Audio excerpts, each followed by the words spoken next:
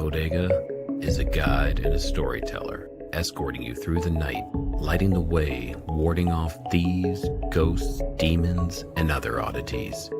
Along the journey, his companions would often share with him the most curious of stories that he'd record in his Codex. Perhaps you just might find yourself traveling with a Codega and sharing one of yours.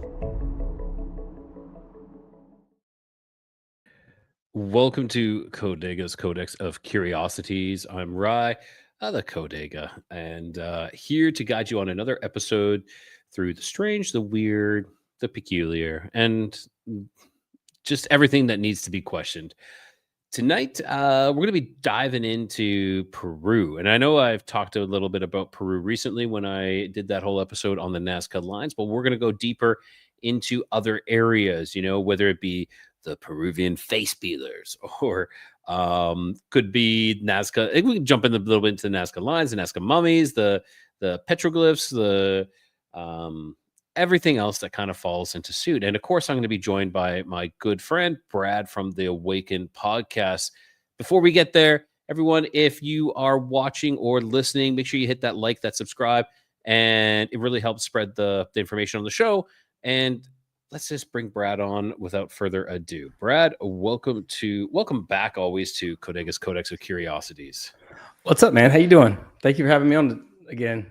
I appreciate it. It's like we have a partnership at this point. We're like co-hosts for each other. I love it. That's pretty much it, man. It really is. I like having a good sounding board or someone, not a sounding board, but like someone to bounce ideas off of and talk with. And I think we have some great conversations. And I think the people really enjoyed listening to us banter, talk back and forth, and spread some information and raise awareness and bring up some questions.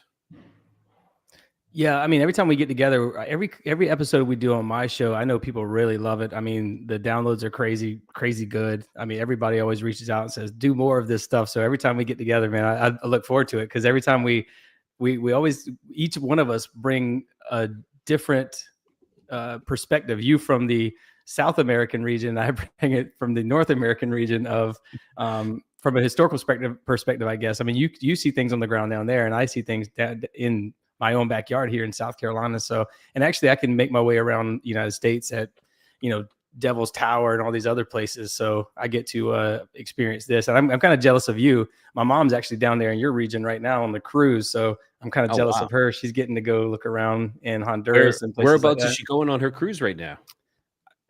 She's somewhere in like Cayman Islands or something like that. Okay. And then, and then Honduras. And then she's making her way around that region down there. So she's stopping and looking at a bunch of the pyramids and all that stuff, man. So yeah, they're everywhere here. There is so many. Well, I know there's a lot in the U.S. too, but we don't call them pyramids. We call them mounds. I mean, you call them mounds, but there is so many things down here. It's, I was just in about a month ago, a little over a month ago, I was just in Palenque, and seeing those ruins, and it's just so many things. And I was just recently in Puebla, excuse me. And, there's a lot of ruins in around that area, a lot of volcanoes too, which is really fascinating. Yeah, well, that's what she said. Last time she went on a cruise in that region, they were uncut. I guess they excavating some of these pyramids. And now she's actually coming back 15 years later, and she's seeing the after of the excavations. And so she's really excited about it, man. And I'm kind of jealous of her. She's a nomad. My mom is she travels all over the place. She's been around the world. She's lived in Germany, and she's lived in Korea. She's been everywhere, dude. So in Cuba, she's lived in Cuba. She was in the military like me. So she got to experience a lot more than most moms do. I'll tell you that much. She just retired Navy. Cool. So yeah. Oh, wow. That is fantastic. Well, shout out to her, right? It's and good for her for getting around and going to see these places and exploring these places. Like that's speaking of places I'd like to go. This place we're talking about is going to be talking about Peru tonight. I think it's a real hotbed. It's there is, I mentioned some things, but there's so many more other topics we can talk about. When we hit Peru, we talk about the Paracas skulls as well. I totally forgot to mention that. There's so many. I don't know. It seemed to be kind of like this this epicenter where everything kind of collected. Like, don't get me wrong, it's everywhere, but Peru seems to be standing out as this one place that just draws it all in. And sorry, Brad, if do please give a shout out to your channel and to get people to who haven't heard from you, which I'm sure most of them have, where they can find you as well. Yeah, my show is called The Awakened Podcast, and obviously I talk a lot about hidden history and frequency and energy and vibrations and spirituality and religion. And all of this kind of crosses into paranormal, supernatural stuff. So there's a lot of crossover in the stuff I talk about and the stuff Rye talks about. So if you enjoy the stuff that Rye talks, and actually we have a lot of the same guests. We share a lot of the same guests on our shows because, again, we come at it from different perspectives. And so, but all the guests are very interesting. Rye is a great host, and he goes after some of the best guests. And sometimes I piggyback off of him and kind of ride his coattails with some of vice the guests. Versa, man. This is vice versa as well. I feel I do the same thing with you as well. Like we're both aiming after the same guests. Is kind of what it is. Like but it's not the same material though. Like, like I had Gary Wayne on, like my episode for Gary Wayne just dropped today. You had him on prior to me. And, if you listen to both episodes, you're going to get something completely different. It's not like, it's not like we're talking about the same thing. So we do get the same guests, but we're different shows for a reason because we come at it in different ways. So, I think we pair up nicely, where it's kind of like, you can listen to each episode and it's like, oh, here's a Gary Wayne episode, here's a Gary Wayne episode, but they're not going to be the same. You're going to learn something completely new on each one. Yeah, and sometimes whenever I talk on my show, I just kind of talk. I say a bunch of words until something makes sense. so when people come on, I probably scare them off from wanting to come back on, to be honest with you. But yeah, I do try to engage in a different way. I actually like to challenge a little bit, even though a lot of the guests we have on, like, I do agree with a lot of things they say, but I don't always want to agree with everything that everybody says. Sometimes I want to give a little pushback because I think it's necessary for people to learn and have a different opinion and different set of eyes on it, I guess you could say, rather than just being a one-way communication, just saying your message and never having anybody sort of ask the deep questions about it. And I think that's what I like to do on my show. I know that's what you like to do on your show.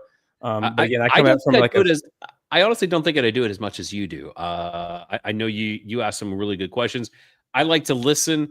But I guess the questions just sometimes come naturally as well. What are you laughing at? I said I don't like to listen. So I like I'm like I had Paul Stobbs on the other day, and we talked for about an hour and 20 minutes or so. In the first 20 minutes, everything he said, I was wanting to jump in, but I was like trying to bite my tongue because I'm like, just let the man talk. They're not here to listen to me. They're here to listen to Paul. So, and that episode will be coming out soon. And actually, I got an episode with with Kevin Orr from Targeted Individuals, which was a very popular episode on your show. I know. Actually, hang on, it's the most popular. Yeah. Super nice guy. It's getting close to 70,000 views on there That's incredible, on YouTube. Yeah. But it's a message that people had to hear at a certain time. And I think that's why it hit the way it did. And when these messages, I mean, sometimes you and I could do the exact same show and they hit differently on different shows. Totally. Exactly. We've talked about that too. There were sometimes we have done very similar episodes and yours will take off and mine will just sit down here. and I'm wondering sometimes if it's just that we're sharing the same listeners and they're like I know we say we do different episodes. That's usually always the way it goes. But sometimes, maybe there's a similar episode and it's kind of like you have more listeners. So they listen to yours and then they hear mine. They're like, oh, that's the same thing. We won't listen to that one. Well, I think we share a lot of guests, but not just between you and I, but like Nephilim Death Squad and The Confessionals and Cult of Conspiracy and all these great shows.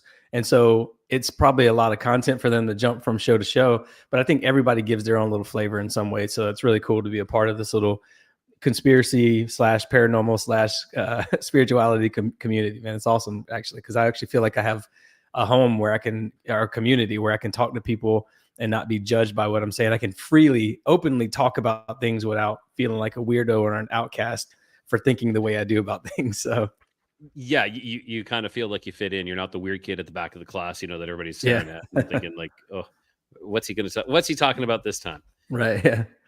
No, it happens. Yeah, we got a great community, and people, our listeners and our viewers as well. They really, I know they appreciate this, and even some of them, they give some pushback on some of the topics we talk about, or some of the questions we talk about, or some of the things, which is great. That's what we're here for. We're here for a discussion. Discussion should always be open. We should always be hearing other sides of the story. And I will say, like, my belief on certain things since I started the show on specifically like UFOs and aliens has changed drastically.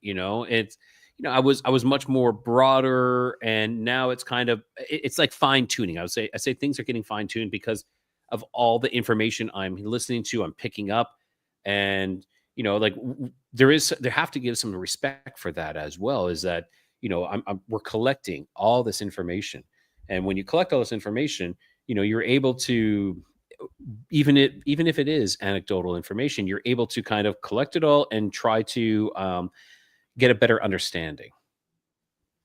Yeah, and there's content after content after content that we collect, or research that we collect, and sometimes all this stuff that you want to do an episode like this just to kind of get it all out, just to kind of express it, because excuse me, literally on my desktop I have probably 500 Word documents with different topics on there that I've kind of drilled into a little bit, and they all kind of connect to different, in different ways. And some of that stuff is actually Peru, which we're going to be talking about today.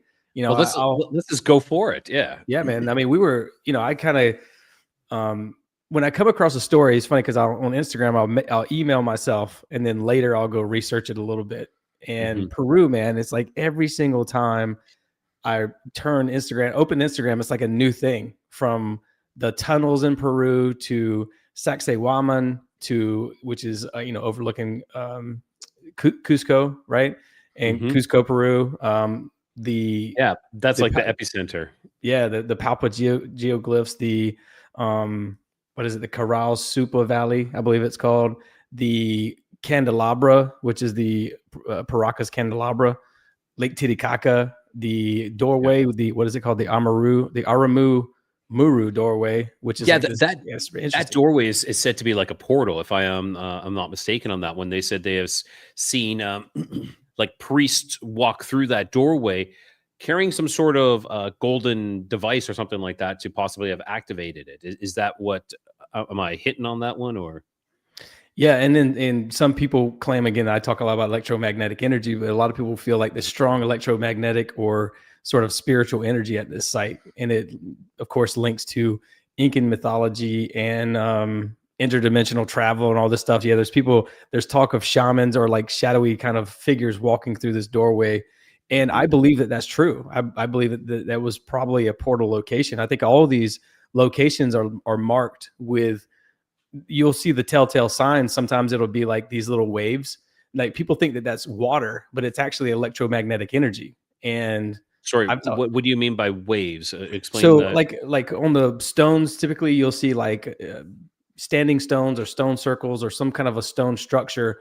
And what they do is they kind of act as like a gateway or like a battery, or it kind of entraps this electromagnetic energy and kind of keeps it in a whirring motion where it's the electromagnetic energy called telluric currents from the earth is interacting with the magnetic field of earth, right? So it's coming out, the electric currents are coming out of the earth and interacting with earth's magnetic field, and it's kind of creating this separation, almost like a portal. It's like a separation in the electric and magnetic fields, and a lot of these places are marked with what looks like the separation between those fields. That is what's creating the portal. What it creates the portal. Yeah, I think the electromagnetic energy is a zipper for reality in a way.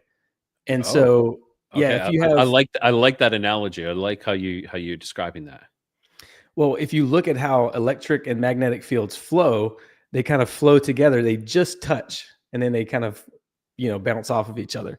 Well, with this, I think it creates a little tiny separation, and it allows etheric energy or ethereal energy to come through. And a lot of these places, man, they're marked with these spirals. You'll see spirals. You'll see what 100%. Like, there are always these spirals in the petroglyphs. Yeah. You'll see what looks like, again, waves. But again, people are like, oh, that's water. And when you're talking waves, you're talking like petroglyph waves, not like Cryptical Crossroads is saying, like kind of like heat waves. You're not talking like a visual kind of like mirage thing. You're talking like something is inscribed on these stones. Yeah, on the stones. That's right. I should have explained it. I apologize. Yeah, I'm actually talking about markings on these stones, petroglyphs, geoglyphs, all this stuff. They all have the same markings, and it's like that. You can go to any location around the world that has any kind of standing stones. You're going to see cup circle marks, which are these little circle marks. Again, those to denote spirals or portals is what I call them. But I think that these locations are where people used to go to interact with fallen angels to get all this information that was forbidden knowledge that wasn't allowed here on Earth, right? So this is where the fallen angel, what the fallen angel energy is etheric energy, and they flow through Earth's crust. They come out of. I got a whole theory behind this. For time, we'll have to do that. We'll have to do that another show. Yes. Yeah. But what I think is happening is I think that these they start off as ethereal energy, and they are sort of entrapped as noble gases in magnetite. And when the Earth, and so when the sun comes up and when the sun goes down, it unlocks it, because that causes it creates what's called induction, which is like how you create electricity with two magnets. You drag one magnet across another, one permanent magnet across another permanent magnet, and it creates an electrical current. That's what's happening with the Earth and the sun. I believe that they're both just permanent magnets. And then when they cross each other, it unlocks that magnetite, which is encased in iron ore or iron. And once it breaks that iron, that magnetite releases the noble gases. So hang on, before you go too far, magnetite. Yeah. The moon has a lot of magnetite on it as well. Is that coming into a factor that maybe that is like I don't know. Well, noble gases that are in everything. They're in the atmosphere. They're in the ocean. Again, these are all places that we see orbs and UFOs and all this other stuff. And they're, of course, in volcanoes. And we see a lot of UFO activity heading into and out of volcanoes, right? And so you're going to get a lot of magnetite in these areas. But the point is that it releases the noble gases. The noble gases become electrified, right? And then they come in through these little creases, right? And they interact with the plasma, and then they become these plasmoids, and then they take shape into our reality in different ways. But I think that these locations are where all of that occurs at around the world. And I think that God flooded the earth to get rid of these locations. But stone is stone. It's not gonna, wash away. If you inscribe something on stone, you're gonna see it. And that's what you see at a lot of these locations. Like I said, there's all these different markings denoting a portal. So these markings, are they at this doorway that we're talking in Peru? Then let's bring it back to that. Do you have a picture of this, or I can pop one up here? Hang on. What is it? What is that Peru? ARAMU. It's Aramu. ARAMU MURU doorway. Okay. And all right. Yeah, there should be some petroglyphs or something that has those markings. Almost all of these locations, even again, United States. I mean, I just had one of the guys from the Appalachian Intelligence on my show, and they found a place just like that in the Appalachian Mountains. So I think that these places are all over the world. That's what is the place in Turkey called? I always forget the name of it. Göbekli Tepe. Göbekli Tepe, yeah. For whatever reason, I can't. There's another place called Karahan Tepe, and they all have these same markings, and they have what looks like lizards and all this other stuff. Where then you get into the idea of, this is where the idea of serpents come from. Is this electromagnetic energy that flows along the earth once it seeps out of the earth's crust, and that electromagnetic energy is the fallen angels. And so people were tricked at these locations a long time ago into creating these doorways and all this other stuff. The doorways were like more of a physical. That's for humans, because humans would go into these places and try to have these transformations. Some people will go in there and actually lose their mind. You have to be matched up with the energy, as Freddie Silva talks about. He's talked about it on my show. So you can't just, if you're not resonating with a certain frequency, you can't go to these locations and stay there too long, especially at dusk and dawn and other times of the night, 3 o'clock in the morning, things like that. That Mhm. with the, there's another, was the witching hour of the night too. There's another hour. And I think a lot of these locations, these are when the portals are sort of open. Yeah. And a lot of times it's when it's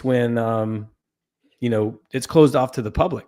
And so a Yeah. lot of people like shamans and stuff will go sleep in these places. They'll go sit in that doorway and try to have these electromagnetic downloads of information. They'll go in there and they'll see visions of what it used to look like there. They'll get downloads of information about like how simple things, how to heal a certain illness or whatever the case is. But this is where they go and get this forbidden knowledge.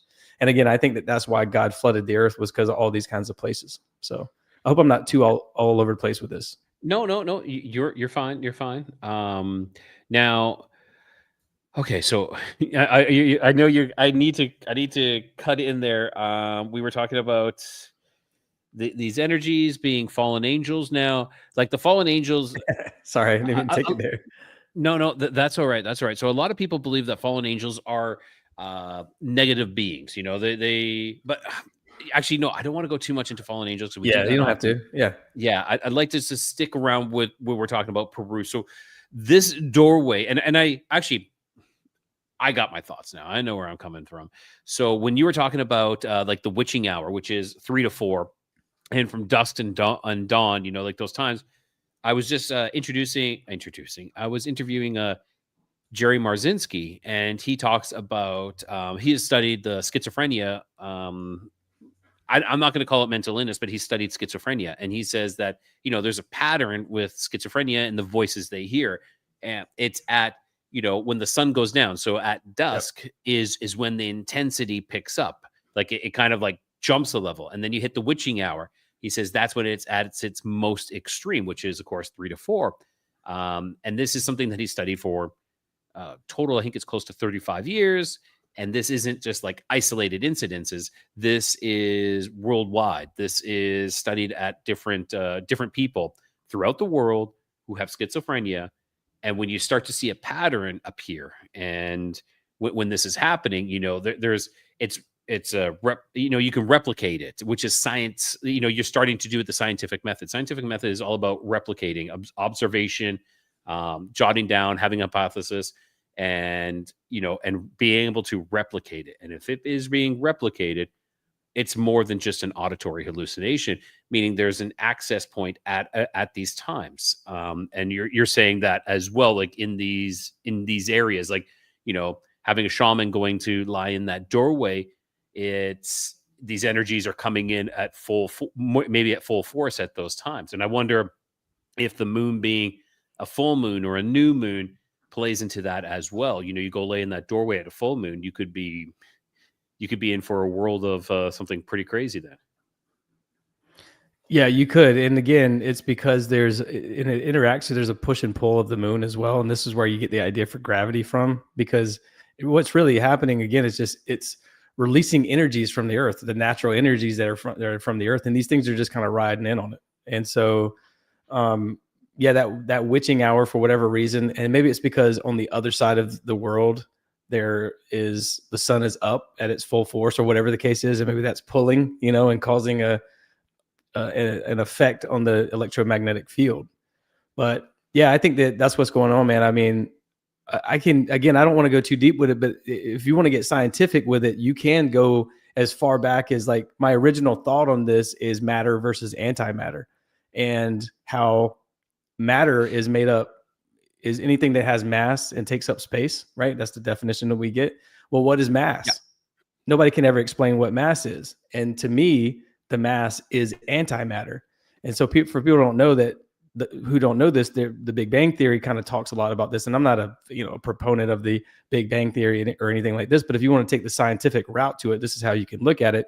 Is at the beginning of the earth, according to the Big Bang Theory, matter and antimatter were just annihilating each other over and over. So if there was 1 billion particles of matter, there was 1 billion particles of antimatter. They were constantly just butting heads and exploding each other.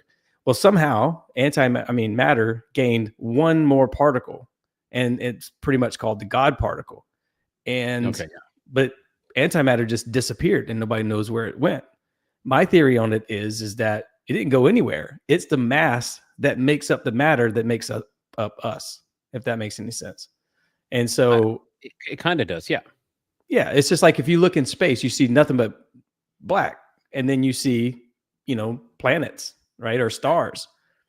So you have connection points. Those are like nodes, if you believe in space or whatever the case is, right? It's like, let's just look at it like that. But if you want to go internal in your body, this is cellular as well. And so we have a lot of empty space, and I've shown the plasma ball on the show before on other shows, that if you look at a plasma ball from like Spencer's or something like that, or I think the Smithsonian is the one who makes the plasma balls now. Go figure. But the plasma ball, they have these little purple tendrils in it, and all this space, this empty space, well, all that space is noble gas. That's what creates the plasma ball.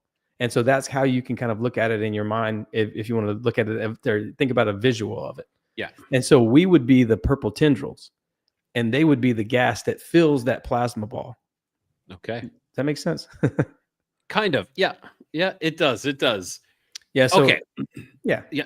I was going to say, do you want to move on to the next topic in our list? Then do we want to hit I think the most infamous one and the most recent one that is causing the biggest stir is the Peruvian face peelers. Yeah, and can I address one thing before we move to the face peelers? Yeah, I just wanted to say, because I had to look it up real quick. It says around the portal at the Aramaru doorway, there's faint carvings and weathered symbols, spirals, serpentine lines, solar discs, and humanoid figures. So again, solar discs. You're saying solar discs? Yeah. Okay, So like which would tie into the next one as well, I think, as well. Exactly. Mm-hmm. Yep. Yeah, and it's interesting. You're mentioning all these symbols mention this, and then you're right there at this doorway, Aramud portal, or the doorway, is all these symbols. So it's too obvious. Like, there's too many times that you see these spiral symbols, and strange things happen near or around these areas. Yeah, in the Palacara. I'm sorry if I butcher all these Spanish words. I mean, I'm a gringo, so if I say these words, I'm kind of jacking it up. But face peelers means Los Palacaras. Is that right? Yeah, Palacaras. That's the I don't have that. Los Palacaras. Yeah.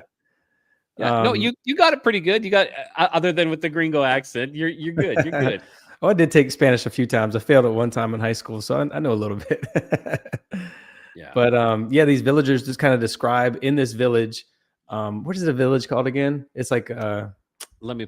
I have this. The Pistaco or something like that. No, that is something else. Pistaco is also another name for these the Palacaras. So they were calling them as well. This is the Iquitu people, and it's a native group in a village near the Nanay River. Yeah, and there was a story back in like 2023, July of 2023, I believe, where a 15-year-old girl was attacked by these flying monsters, these face peelers, and the whole village reported it, and they've been reporting stuff like this for many, many years. They've had encounters with 7-foot tall beings that are dressed in black armor, but all of them describe the same thing for the last like 100 years. They keep seeing these these what they call face peelers, and they come in and they do all these weird little things to people. Like, I can't remember exactly. Well, one of the things it's said that they do is like literally peel not the face, but they would extract like fat off of the people as well. So it wasn't just face, it was the fat as well. And the stories were that they were using this for like magical or medicinal uses, or to sell for like industrial or cosmetic interests. Now they would say that like the fat, and this is crazy, like they would at times, ground the bones for powders, or like I said, use the fat for to grease machinery for foreign technologies. And it was considered foreign technologies at that time. This was like a long, long time ago. So this is when the Spanish were coming in. They associated the and they also called them the quechua pishte as well, and or the pishtaco, and that's where you were saying that. But they were these face peelers. They're associating them with like the Spaniards because they were coming in and they're like, this is they tied those two together, which I don't think that they are allowed to be, like, I don't know, allowed. I mean, I don't think that they are the one and the same. I don't think the Spanish conquistadors coming in were the pistacos or the face peelers. I think maybe it might have just heightened at that time, but yeah. Well, they keep seeing these again, 7 foot tall, dressed in black armor, wearing helmets or masks. They're always on floating devices, which is funny because the government, the Peruvian government or Peruvian government, I don't know how you say that technically, but they keep saying that, oh, it's just these are just like these pirates. They come in and they kind of terrorize the village with jetpacks and all this other stuff. And it's like, who the heck has jetpacks in remote villages in Peru? And they're allegedly trying to steal resources from. This is the government. This is the government's claims, but the villagers are claiming that, again, they're riding on discs, or, you know, again, if you're a villager, you don't know necessarily what aliens are. You know, you don't have this pop culture like we do here in the United States and Canada and other places where you saw it in movies in the 50s and on Twilight Zone and all this other stuff. But they keep talking about how they are being attacked using like sedatives and numbing creams, and they have all these tools for like removing the facial tissue and all this other stuff. So it reminds me of when the UFOs will come down and exsanguinate a cow and take all of its blood, right? Correct. That's kind of what it sounds like. It sounds like the same types of methods. They numb them, they give them sedatives or something like that. Because I was watching Skinwalker Ranch one time, and they actually showed one of the cows on video, and there was like a UFO hovering over it. I don't know if it was true or not. It was just TV, so you don't never know. Yeah. But you could see the cow, and it looked like the cow was sort of like high or drunk. It was trying to stand up, and it couldn't stand up. And then it just laid down, and then that was it. But you didn't see any interaction. You didn't see like little green men running around with scalpels or anything like that. It was like that part was not there. Yeah, it was like an electromagnetic interaction, some kind of a, it's the same way. Have you ever seen videos of orbs creating what are they called again? Lost my train of thought, man. What are the crops? Crop circles. Oh, the crop circles. Dude, my mind is all over the place right now. But yeah, the crop circles. You ever seen the videos of the orbs kind of swirling, and they create the art that's in the crop circles? There's a lot of videos online about them, but that's essentially what's happening. Did I tell you I interviewed a guy who was a crop circle maker? Yeah, you told me. I didn't never hear the episode though. Yeah, that was just last week. Very interesting. And it's like when I first heard it, I was like, oh, this is going to ruin all the magic. But you start hearing that there's more to it. Like these are kind of like these downloads coming into them, and they make these designs, and after they make it, orbs start appearing and are kind of like letting you know that you're done. And so there's still like there's communication, and like maybe when you're talking about the titular occurrence and things like that, these could be symbols that are charging those areas. But yes, sorry, keep going. Sorry, I interrupt you there. Well, and crop circles are temporary portals. They're just like Stonehenge and Avebury and all these other places, these, different stone circles around the world, standing stones and dolmens and passage mounds and all this other stuff. They're the same thing. And I totally agree with you with temporary. I agree with you. It's not like these permanent rock structures. These are temporary, whether if they are for portals or if they're energy charge stations of sorts, they are temporary. I totally agree with you. Yeah, and people will feel uneasy in them just the same as they will if they go to like the doorway in Peru. They will have that same almost sick feeling, uneasy feeling. I know for me, driving a lot, I've driven around the United States a lot. And when I get to certain regions of the United States, I get this very uneasy feeling. And I would imagine that that's what it feels like. But a lot of times these crop circles, these Stonehenge, all these places, animals won't go near it. A lot of animals won't go near it. Horses will run away. Yeah, animals can sense that energy, or they can see it. Maybe they can, because they're seeing other things that we cannot.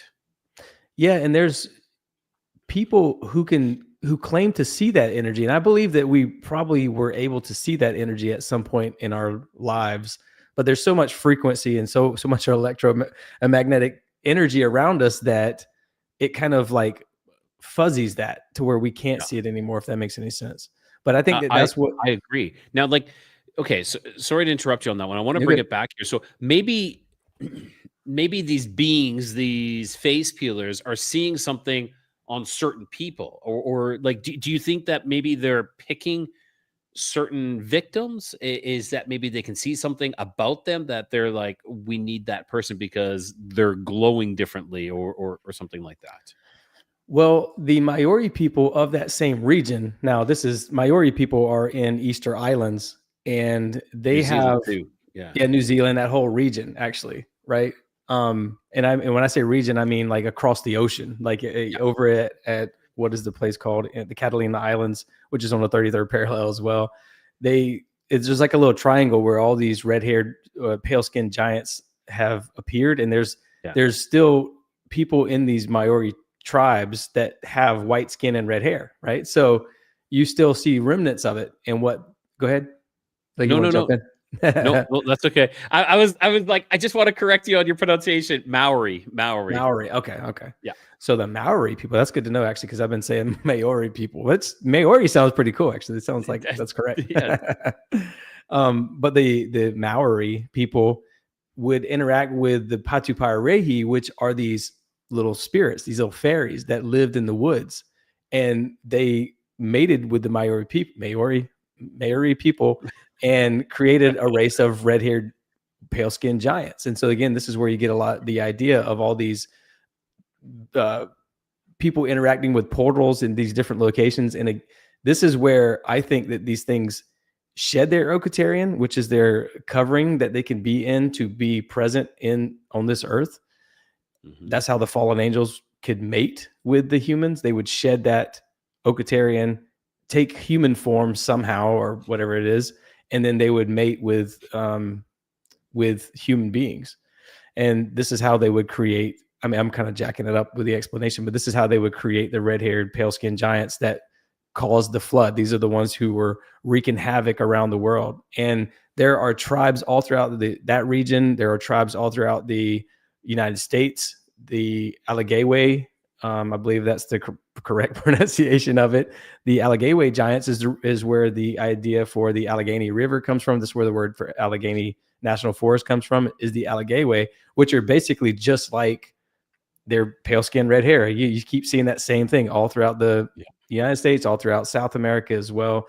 But my point in saying that is that I think people are picking and choosing certain people who interact with their bloods. Maybe they're Rh negative, right? Maybe they have some kind of a bloodline that can help create a hybrid being that can then come into this reality and operate as, let's say, reptilian on Earth or whatever you want to call them. But they And look it's humans. creating these face peelers possibly as well, is kind of Yeah. what you're getting with on this one. Like, and just to go a little bit further into that, like I'm going to go into a bit more of description of them. They were, like you said, 7 feet. They said that they're slender or elongated. They had yellow glowing eyes, and sometimes they wear helmets. And they said there was some sort of solar visor type mask or on them. So there was like some sort of face covering that they wore these masks, but you couldn't really see much inside. And like you said, black armor as well. And how they got around was jetpacks, gliders, or which would be described as like these silent flying machines. Now, it, people said drones, but I don't think we're thinking drones that we have. They're kind of like maybe a more advanced type of drone because again, silent. Whereas our drones are, it's you can't mistake a drone when you hear one. It's like me, like the quadcopter type ones. And like you said, they like to immobilize their victim. They were using either lasers or some sort of electric weapons. They also said to have night vision, infrared gear. It was speculated to have that. Now, they would usually attack at night, and they were usually away from the villages or the, out of in the jungle peripheries kind of thing. They would look for solitary individuals. So if you were out walking by yourself, that you were more likely to get abducted. Of course, like you said about the cow mutilations, they said there was surgical precision with removing skin or facial tissue. Like some of the victims would be no face at all, and like the wounds, there was bloodless wounds, kind of like just like the cow mutilations, because that's one thing that is quite the similarity that we're finding, is that cow mutilations, there's always no blood. They said that they're sentient enough to avoid any type of, like, if they put up any type of surveillance, never, they weren't around. Now, some of the survivors say that these attackers, they swore that they were talking in Spanish or English or with accents, and one of them said that they heard a gringo speaking with a gringo, like a person speaking in Spanish but with a gringo accent, which is crazy, Me. So, Yeah, they like, basically heard me. exactly. So, like, what are they? What are these? Like, let's do some speculation. Let's do some spitballing on this, on what these are, because, like you said, the government said, like, oh, they're pirates, or it was also attributed to miners. Because there is a lot of gold in this area, and there were, like, the miners hired these people to scare. Oh shit! Sorry, that's as I spill my drink slightly. It's a good thing I had the lid on. Well, the So, the pish taco, actually, that myth of the pish taco is about these supernatural beings who come down and extract the fat from human, and they use it allegedly for like medicine and cosmetics yes, and things like that, and that they all look like white men. Again, that goes back to what I was saying. That's what the Patu Parihi created with the what did they call the Maori or Maori people, and they created a race of giants called the Irakuhu. That's the red-haired, pale-skinned giant. So again, that same thing.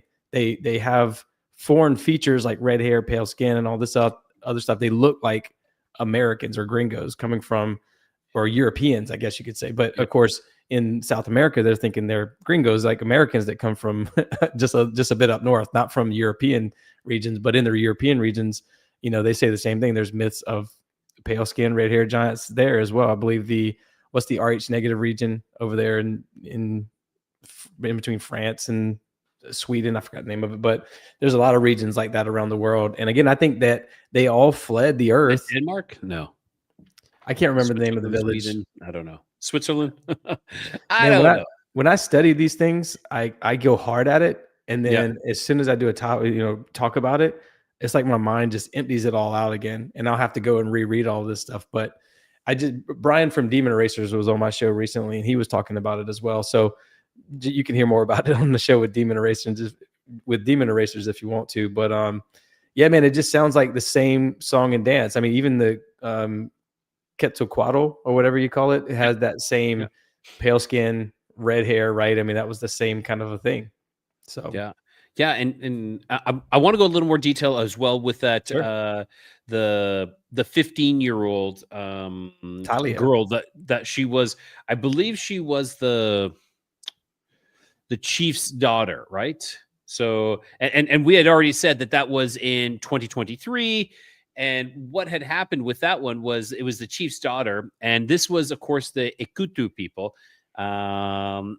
So like we said, they started reporting these 7 foot tall, like they started coming more and more. This is something that's not new to these people, but they, it started, these reports started picking up in, I think it was in 2021, 2022. So this chief's daughter, she got attacked. Her name was Talia, and she had gone out to pick up some tangerines and like normal day stuff. And when she turned around, she said that there was this tall figure standing there in this black armor. And she said when she tried to run, he grabbed her from behind and he like covered her mouth and smeared something cold on her face. Now, the substance had made her what was it? the substance had made like her eyes go cloudy, right? So she had trouble seeing, and what else was there? Give me 1 second here. And they also said that they had green eyes, not just like yellow glowing, but these people had green eyes, which is really really interesting too. So I wonder if there's something associated with Rh negative blood and green eyes, if that is anything that's kind of interesting. But so it, like I said, it made her eyes go cloudy and her face went numb, and she felt like her. She also said that she felt like her skin was like swelling up from this. And that's when she started to actually fight back, and she managed to break free, and she fell to the ground. And now it was said that her neighbors and family saw what happened, and they ran, and then they helped fight the attackers off. And she described them, of course, like I said, really tall, green eyes, and they said they're wearing what looked like some kind of mechanical boots that could lift them off the ground. And they said like they almost had like jetpacks. She said there was even a button on the boots that they press to rise up. Kind of sounds like a little bit like the hoverboard from Marty McFly. So, Yeah. like you can imagine how crazy that would be. You see these things in this dark jungle with these glowing eyes and these flying men, and they said there was a slight mechanical hum. Now, after this, the community like completely freaked out, which is understandable, and they started calling these things, green goblins, and linking them to like we said, the Los Palacaras. And their leader, Hario, even went on radio and straight up said, these gentlemen are aliens. And he wasn't joking. When he was saying this was like complete. And they've even shot at them before. And so they don't, like, bullets have never done anything. And of course, the government still, they just throw it off to the side and saying, oh, it's nothing. They said it was illegal gold miners using advanced gear, basically jetpacks and armored suits to scare locals. Like, I know our military has more advanced tech, but we don't even see it. I've seen the military's jetpacks, and that's like something bulky that they're wearing, and they got like these jetpacks on their hands and everything, so they don't have their hands free or anything. So how is it that these like miners have this advanced tech? I don't know. Well, it's pretty clear to me that if you look at like the have you ever seen the Paracas candelabra? No, I have not. Oh my God, it's a giant geoglyph. Okay, before we go to that, I want to allegedly, this is a photo, and this is all allegedly, okay? So this is Talia. This is the girl that was abducted, and allegedly this is a photo. Is it real? Like, that is her. That's 100% her. Now, is that really her with is that a real photo? Because that's a pretty good photo, but I have not seen it make its rounds at all. It's actually interesting because I didn't think they even had phones for some reason. I guess they do have phones in Peru. That would make a lot of sense, especially in 2023. But I was assuming they were like a remote village that didn't have access to any kind of technology and stuff. I don't know. Have you heard about? Okay, a little off topic. Have you heard about like the tribes that they've given cell phones to? They give tech to these tribes with and Wi-Fi, and what has happened? Yes, they won't do anything because they're just watching porn and all this other stuff. That is exactly it. The men are too busy watching porn to do anything anymore. Aren't we all? I'm just kidding. That tells you a lot. That tells you a lot of where this is. Yeah, it was definitely designed to do that, to drag you down and to lower your frequency, lower your energy. Maybe that's the reason why we can't see these natural energies that come out of the earth anymore, or these serpentine energies that come out of the earth, these telluric currents. But yeah, man, when you look at like the like I said, the Paracas candelabra, all these geoglyphs, like the Nazca Lines, right? All these places, they were designed as messages to the gods or whoever. They're designed to, they're pointing towards something in the sky.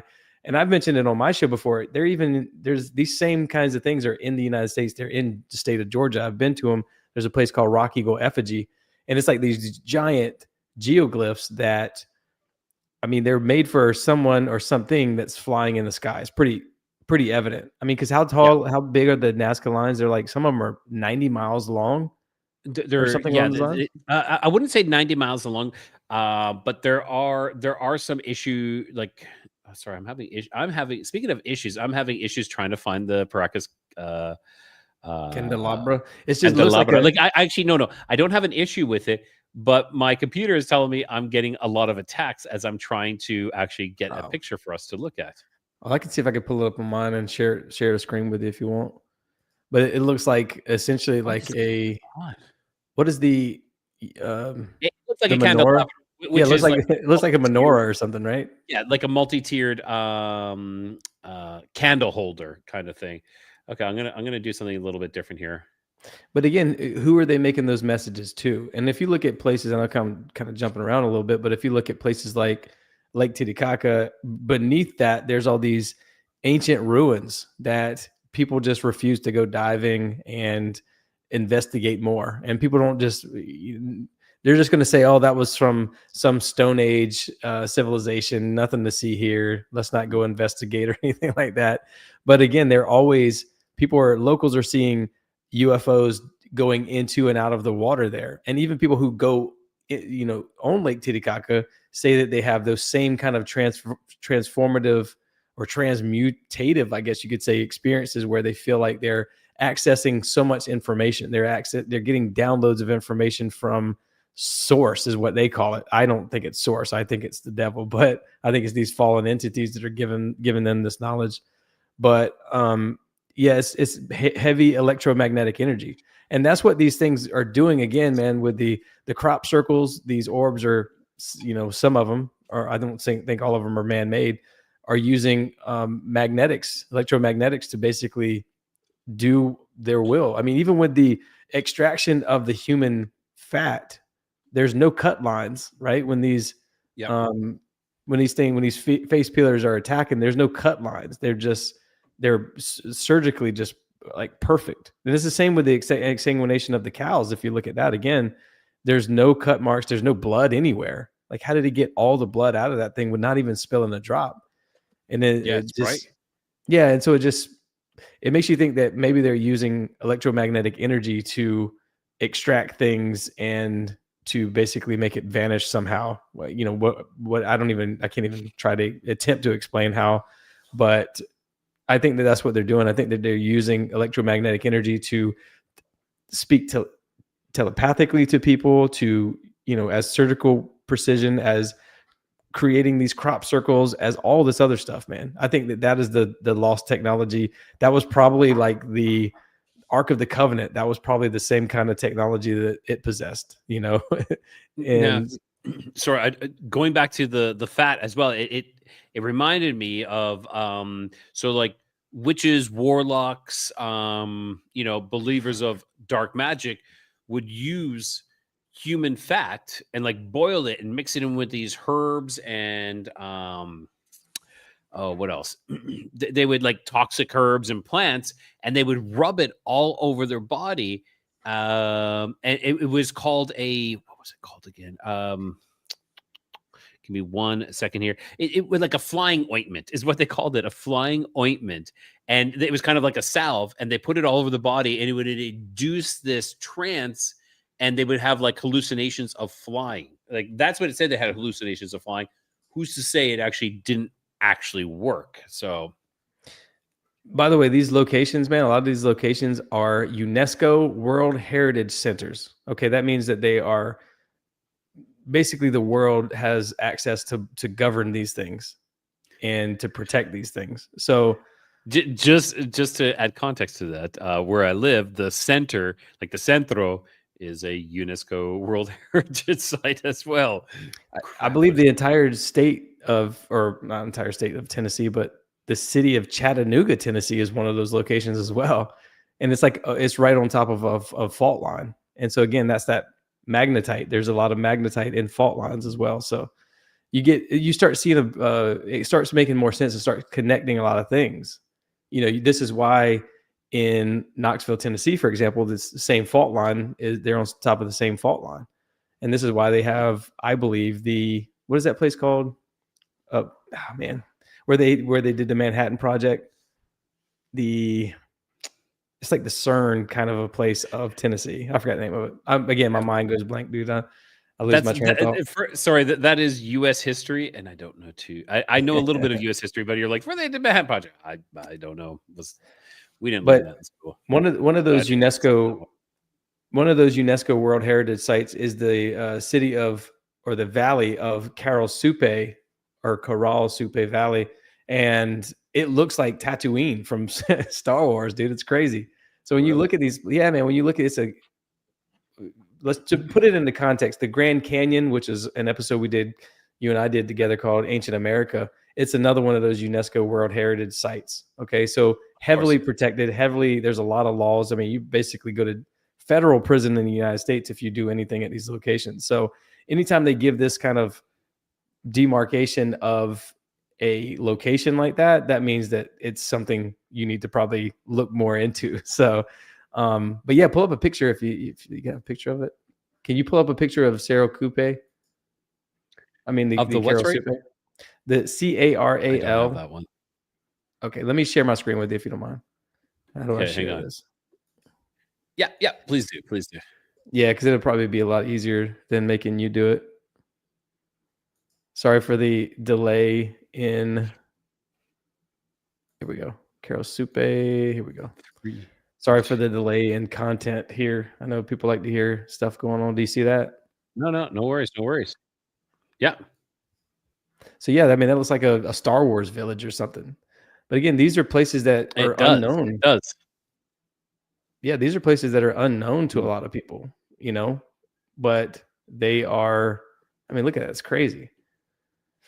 That looks like some form of if you had a microchip and you looked at it under a microscope. I was thinking the same thing. It looked like some sort of if we had a perfect upside, downward looking view onto it. Maybe there is. Yeah, and again, look where I'm at, UNESCO World Heritage Convention. So this is their website that's sharing these photos. But again, you're not going to hear anything about this on and I'll stop sharing my screen. But you're not going to hear about any of this on. You're not going to hear about it in school. I certainly haven't learned about any of these places. I didn't even know what geoglyphs were until a few years ago, and I was like, oh yeah, that's those things from the sky, right? And it's like, I knew what petroglyphs are, but I didn't even know the Nazca Lines were a thing until I think I was watching Ancient Aliens or something like that, and I was like, oh, that's interesting, and I started looking into it. I'm like, man, those are huge. Like, who could even build that to such precision from the sky? It doesn't make any sense, man. They're perfectly laid out in the shape of animals, birds, and spiders, and all this other stuff. And they're still, I believe, AI is still discovering some of these places. Yes, AI has discovered I think it's almost 1,000 more sites, and it's really bizarre. These glyphs, because what is the point of these glyphs? If you can't see them from the air, and you have to see them from the air to appreciate them, because there's no other way. There's only one or two, like the candelabra, and I think there's the spaceman. Some of them are built on the side on an angle, so you can actually see it from ground. But most of them, you have to be from a much higher perspective to be able to see them. So if that's the point, why? Why build them unless you're trying to communicate or send a message to some sky beings? Yeah, and if you want to see who, if you don't mind, I'll share my screen with you again, and I'll show you who it appears that they're sharing this with. And I think it's these creatures. Can you see that? Yeah. Yes. Maybe this is what these ancient aliens used to look like. And for those who are listening and maybe not watching the show, it's called the Palpa Valley geoglyphs in Peru. And what it looks like, it's kind of like you got these big eyes and kind of like this spiky hair almost going all the way around. Not very long. If you were describing the hair length, it would be maybe short, kind of, and it's kind of like ticks going all the way around. Large head and a solid body, and in that one picture on the far right, it looks like it's wearing some sort of mask as well.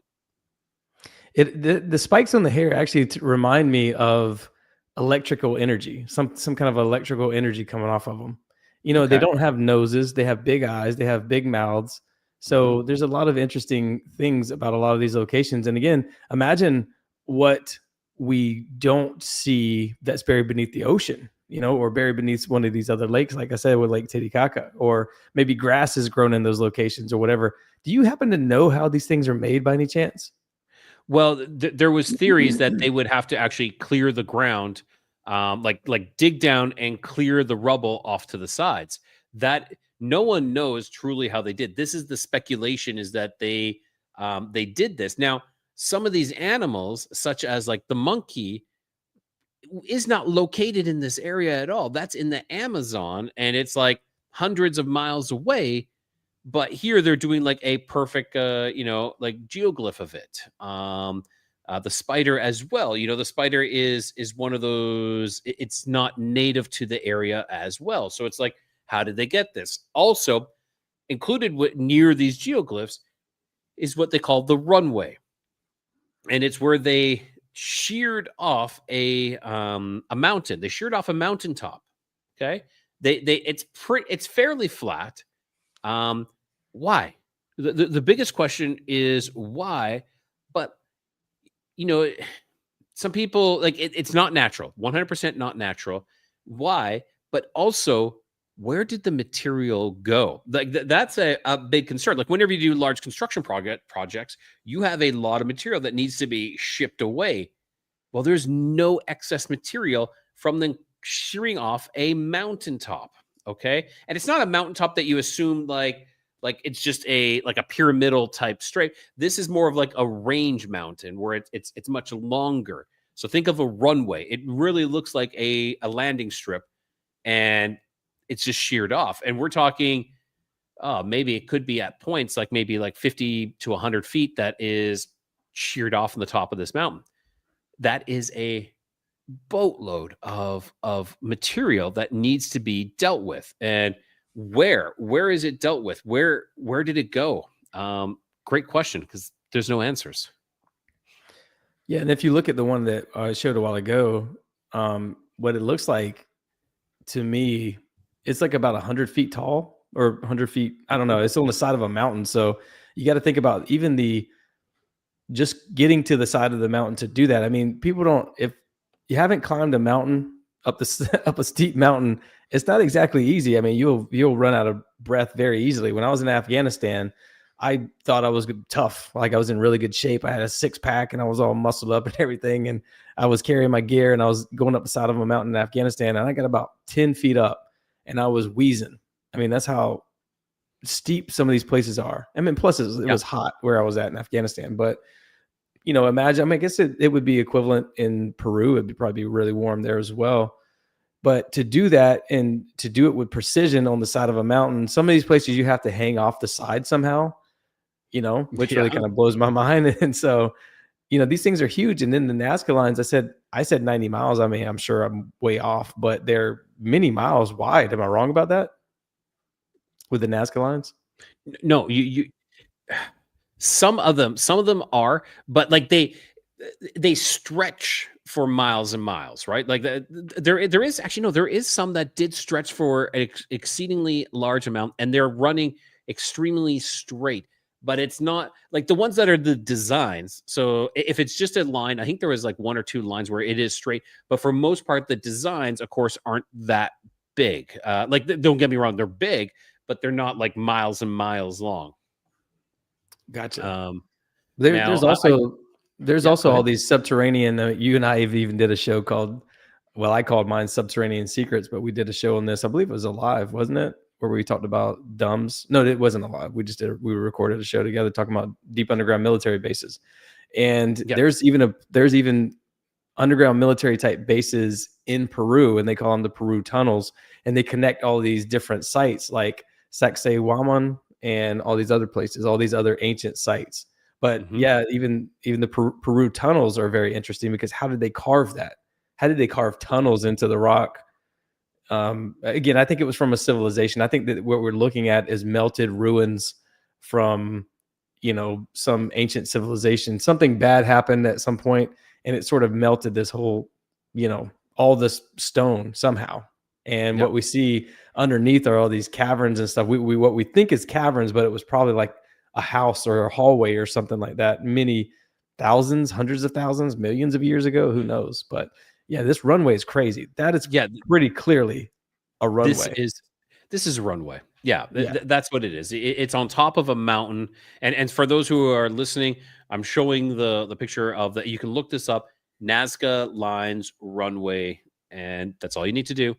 And it's cleared off. It's quite long. You could land a airplane there, perhaps, if it was kept in much better shape. Because I'm sure there's like debris all over it right now. But yeah, something was meant to land there, which is interesting because if you take into account UFOs, everybody doesn't we believe they lift vertically. We've seen on videos where they're moving vertically and horizontally, kind of like a Harrier jet of sorts. So this runway takes us into possibly airplanes. Like you got to come into that effect, and this is one thing I didn't look into. Have you seen those little golden trinkets? I think this is Yeah. in Peru as well. And there's airplanes. They depict airplanes like fighter jets and things like that. So, Yeah, it are was we definitely looking in at? South America, but I can't remember if it was in like I'm kind of ignorant to different regions of like Incan and Mayan and all this Andean, I believe is another one. I can't remember what it was, but I believe that was in like the Mayan region, right? With that I, little, it I looks like a thought little I thought it gold was airplane. Incan. It's not mine. I'm pretty sure it was Incan, Okay. which does take us to Peru. Mayan is more like you're looking at Mexico and Guatemala and things like that. But Incan Yeah. is Peru for sure. Ancient golden airplane. I'm going to look this up here right now just to see exactly where this was. Inca artifact, 1,000-year-old Inca artifact, where they look like airplanes. I'm going to hopefully I can get one pulled up here. But yes, so these are these little things, and they look identical to like fighter jets. Like if you were many years ago, you could. Okay, here we go. I'm going to remove this and let's go present and share screen. Okay, this is a replica of one. Uh, so this is what we're looking at here, right?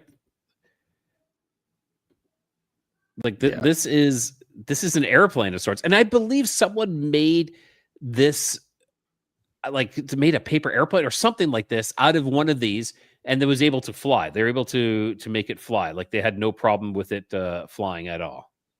I mean, it looks pretty aerodynamic. Even if it was just like a flying fish, I mean, that would still be a foreign idea to us, right? So it's like, what could this possibly be other than some kind of a spaceship or an airplane or something? And Yep. there's lots of places, you talk about runways, but I mean, there's places like at Sacsayhuaman, like I said, where that, so like I said, sexy woman, Sacsayhuaman, like those giant megalithic blocks. I mean, those are 100 tons. And Mhm. for those who don't really understand what that 100 tons means, 100 tons doesn't sound like that much, but when you put it in a perspective of like when you translate it to pounds, it's 220,000 pounds. Each one, there's some, or not each one, but some of them that are 220,000 pounds. And there are And like, they're so perfectly fitted too. yeah. And there are places that look like, I can't remember the name of the stones, but they are like these H blocks. And I think it's in Peru as well, Yeah, where that is correct. I don't know the exact place, but there are these H blocks, and yes, and they look like they were launching airplanes like that, like the one you just showed with the little gold figurine. And by the way, didn't they find that gold figurine in a cave? Did you say that or not? I can't remember if you said I that, but can't. No, they I found it didn't like get any information. underwater. They found it in a deep cave, like underwater, hidden away somewhere, as if it was like a stored away treasure or a lost civilization. So, but yeah, Yeah, those and the H H blocks, man. boxes are in Pumapunku. If that, if I don't butcher it, that is where they are from. So let's. Do you mind I'm if gonna. I share the screen for? Oh, hold on. Yeah. We'll do this quickly. So these are the H blocks that you were talking about. You can see them over here. Yeah. Yes, and they look like they're launching pads, almost like how we would launch a drone today. Well, I mean, for people who weren't in the military, when drones first came out, that was sort of how they would launch them. There was almost like a slingshot in a way that would send these things off, and then they would have to land a certain way. But now they're different. Now they're tiny. They probably got them the size of birds and bees and all this other stuff now. Who knows? But back then, back in 2003, 4, 5, 6, stuff like that, they were very big. They looked exactly like what you just showed a while ago. They were, unmanned aerial drones were. Oh, those little drones. I see what you're saying. Yes. Yeah, that's kind of what they look like. But it's funny that the shape of these flying objects have also progressed through the years too, by the way.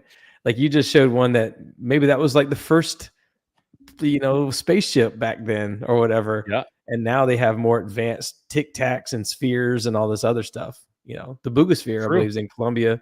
A lot of people talk about the Boogosphere. I was just showing a video yesterday while I was on Planet 412 about like it looked identical to the Boogosphere, but it's like a Booga rod. That's the best way to call it. And it very much could be hoaxed of sorts, but it's on the ends. They have like the same type of carvings of it, and it's kind of it looks like the stainless steel. I'm not gonna say it. It looks like the stainless steel rod. It's about maybe 4 inches, 3 inches, 3 inches in diameter, and it's maybe about 2.5 feet long. I don't really want to. We don't have to change the subject, but we're talking about spheres. Have you ever heard that story of Jim Martin, the guy out of Texas who lives with a sphere?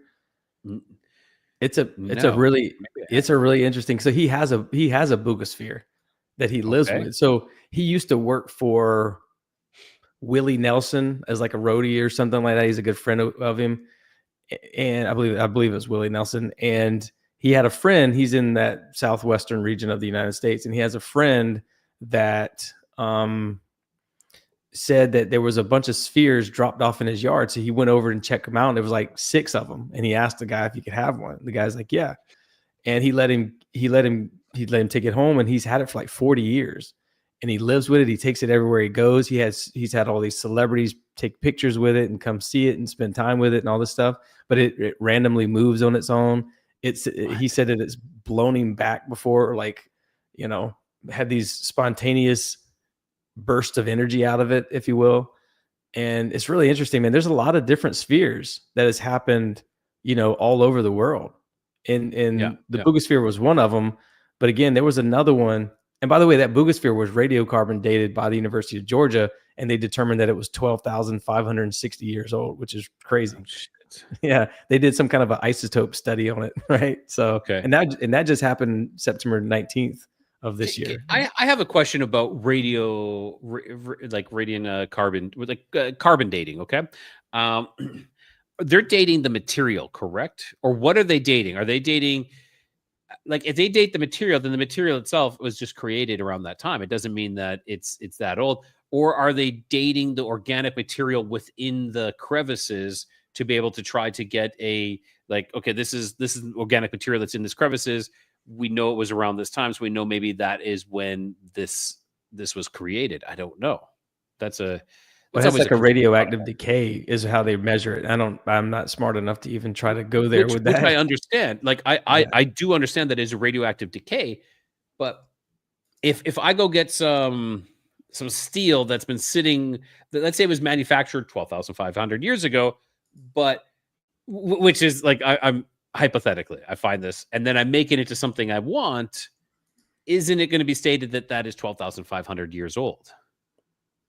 Yeah, because I guess, that is the decay that it had. Like, I don't know. So I guess that's when it was like, if you're smelting it into that material, then you've changed the properties, and then maybe the decay happens. And then that is when they're able to determine. I something I need to look personally more into. I'm trying to pull up this video of the Jim Martin guy. I believe that's his name. Yeah, Jim Marlin, out of Texas. There was another sphere called, it was from the Betts family in 1974 in Florida, and they had one that they lived with as well, and it would just randomly roll around and do all these crazy things. So it makes me think that maybe there's also some sort of a remote control thing aspect to this as well. Mhm. Like maybe these things do live underground and they just use these Or is as it possibly magnetics as well? When you're talking yeah, about the magnetic fields and the energies created, is it remote control or is it these magnetic energy fields that are causing it to fly and it works along that line? right.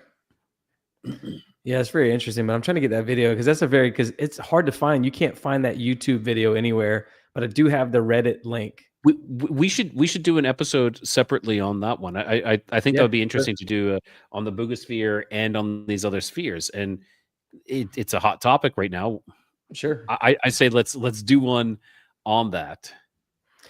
Well, I mean, listen, man, and again, I'm not trying to take it biblical or anything like that. I know I kind of go there sometimes, but I think it's okay to go there.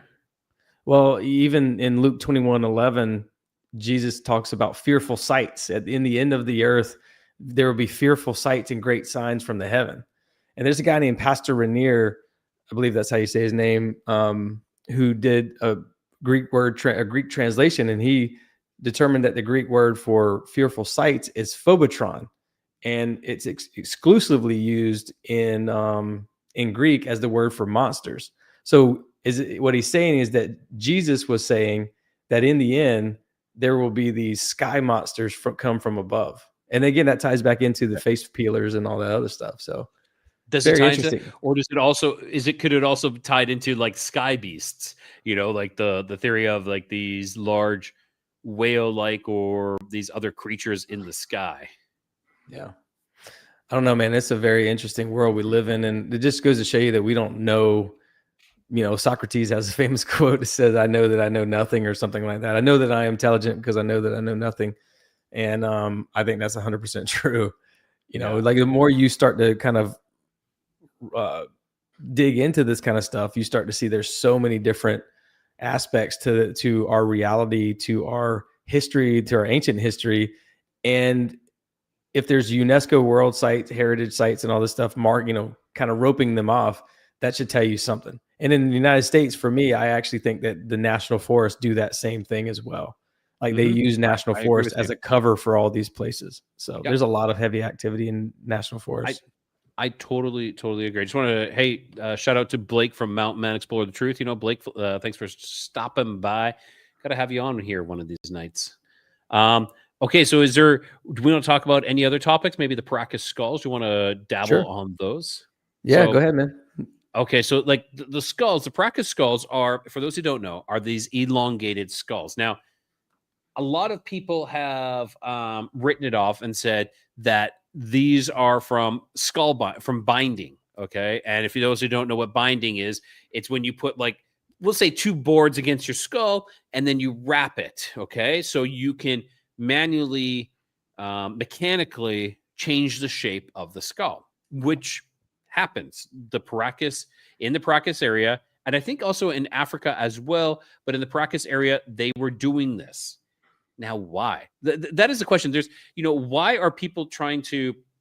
There's reason why people mutilate their bodies or try to adjust their bodies or change it, and that is usually always to like even now these days, it's to replicate somebody else. Okay, like maybe, I don't know, maybe a famous Taylor Swift gets a tattoo and all the Swifties go and get that same tattoo because they're trying to replicate. They're trying to like to try to emulate the same thing. She got this. I want to be like her. Okay.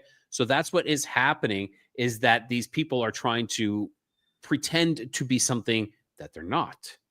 And that takes us into the actual Paracas skulls. Now, the Paracas skulls, the volume, I believe it is close to anywhere between 20 to 35% greater than our skulls.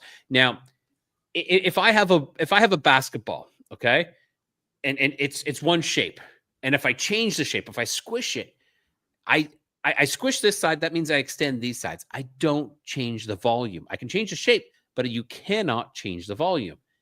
But these Paracas skulls, the actual elongated skulls, are much bigger. The volume is much greater. Now, that is just where we start with this conversation.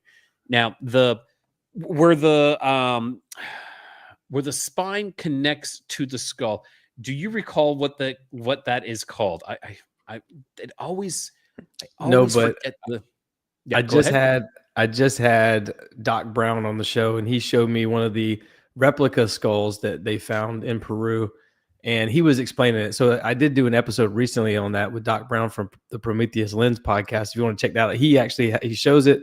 He shows the Saga Sutra line. Maybe is that what it's called? Or there's a certain no, that's the line in the forehead. There's Yes, yes, yes. another thing that's whatever connects the head, it's off. It's not right up underneath like our heads are. It's kind of like Yes, in the front. it's further back. We're in It's the back. further back where it's connected. So, and the reason they do that, and let me just think here. So they found these the skulls. The first time they were located was in 1928. So that is, and it was Julio Telo. That is the Peruvian archaeologist who actually discovered these skulls. Not that they weren't there. And so they say that some skulls they recovered 303, and they were dated to around 3,000 years old. So that's giving you how old these were. Now, like I said, the skulls were about 20 to 30% larger. They were also heavier too. Okay. So, which gives you some more. Now, oh, yes, yes, that's what it's called. The foramen magnum. Okay. That's where the hole where the spine connects to the skull. It's in a different place, which implies that this is a distinct, different being. Okay. It doesn't mean that they're not human like, but they're not Homo sapien. Okay. And if we go way back, we know that there was other, like there's Neanderthal, there was the other types of beings, but this cannot be a Homo sapien. Now, what's also was the ocular eyes were bigger as well. Do you recall that? That's one thing I can't recall how big the eyes were on that one. Do, No, I but know they were. Yeah, go they ahead. were many inches. I mean, ours are small compared to theirs. They were like 8 times bigger than ours or something along those lines. So Yeah, again, we're hitting into this that it cannot be a human being. They were so much more. They're so much more bigger. So we have to take that into consent as into uh, we have to take that in as well. I'm just trying to think how much bigger they were, and they were also like the orientation of them. So they weren't just bigger; they were also angled upward. Okay. So that would definitely change how the face appeared. Instead of being, positioned forward like us, they would tilt slightly to the top of the skull. So they're kind of looking up a little bit. So that would give like these beings like a wide-eyed appearance. Kind of how like a lot of people depict ancient aliens or ancient gods. They kind of give them these larger eyes. Now, also the mitochondrial DNA. Now, this was something else that was done with the mitochondrial DNA was was taken back, which is, for those who don't know, mitochondrial DNA is the mother's DNA. And that was, they located it back to in around, what is the area around Mount Hermon? I keep messing this up. the So, Golden Heights, that area in Israel. yes, Yeah, yes. that So whole area. Yeah. that is where the mitochondrial DNA was saying that that's where it originated from. That is where it was, where the mother's DNA came from. So, which kinds of brings us back to this possibility of Nephilim, because Nephilim are the offspring of the fallen angels and of women from Earth. Okay, and it was said, they said in the Bible that the fallen angels came to Mount Hermon. That was their landing spot. That is where they came. And you have informed me that that is on the 33rd parallel, and that there is was it a NATO base on the top of the mountain as well? Yeah, and it's also where Jesus said that he was going to build his church on top of to trap the demons in the prison pit. So Interesting. Yeah, into the abyss. Essentially, this is where the fallen angels are entrapped. So yeah, it's again, that is actually there's an extinct volcano underneath Mount Hermon. So goes to show you exactly what I was talking about, how these things are Mm. trapped in so the iron kind of entraps that ethereal energy. It grounds it, and then it entraps it in this magnetite, and that magnetite holds those gases. And I think that's what's actually going on. But yeah, I think they're So sacrificing do to you these think that sites. sorry, do you think that possibly that that NATO base is a NATO base, or is it a church? No, I think that Jesus really built a, you know, in a sense of like basically. Well, I think that's actually a good point, because like maybe humans have always watched over that. Maybe he's saying like the church is the human beings that will watch over this area, and maybe there's always been guardians, almost like the Ethiopians with the Ark of the Covenant. Allegedly, they are guarding the Ark of the Allegedly. Covenant. Yeah, the Ethiopian Christian church, and so maybe there are Or they guardians to this information. built the NATO base or some sort of structure over top of the church, maybe trying to, because let's be honest, there's a large amount of people, I don't want to say large amount, but there's an amount of people that looking to get to make deals and to make to find ways to enrich themselves on this earth, not in heaven, but on this earth here and now in the physical. And perhaps, it's unleashing these demons or making deals with them to release them. Maybe that's what they did. Maybe that's why they took over. Maybe they took over that location for that very purpose. But okay, so back to this the Paracas skulls. The mitochondrial DNA is located to that area, which it doesn't mean that these are Nephilim, but it sure kind of leans that way, right? There is a direct line of the Nephilim when they were escaping the wrath of David and his mighty men. That this is one of the ways that they took. It was saying that they went to Peru. Now, also in Peru, there are these date trees, okay, that are native back to that specific location near Mount Hermon in Israel. There is these date trees that are in Peru, and they've been there for centuries, millennia. How did they get there?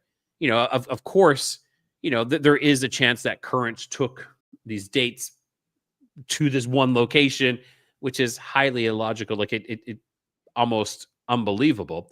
But there's a point. There is a chance that had happened. So we have to say, well, that could happen unless they're inland and they're only planted inland. Then then we get into that point where it's like, I don't know. Yeah, Doc Brown was talking about this path. He called it there's a book called The Path of Viracocha that Yes. a guy wrote a book about, and he was essentially showing proof that currents can take boats. Well, you could just, if you ride certain electrical currents, those same snaky currents, which are basically called ley lines. I mean, that's essentially what we probably shouldn't call them ley lines, I guess, but this energy kind of flows in a straight line path, if you will, and it crosses all these locations. 33rd parallel is just another one, but basically you could put a boat with no paddles, no nothing on it, on one of these currents, and it'll take you along the same path of the Viracocha, which is where the giants kind of spread to. And they came also up into the United States, like I said, with the Allegheny and all these other different locations, Lovelock Cave, all these other different places. Again, red-haired, pale-skinned giants. Yeah, the pale-skinned, red-haired giants is something that is, extends through so many cultures and history and stories. That is something that keeps going through. Yeah, that's something that just keeps repeating and just keeps coming on but over and over again.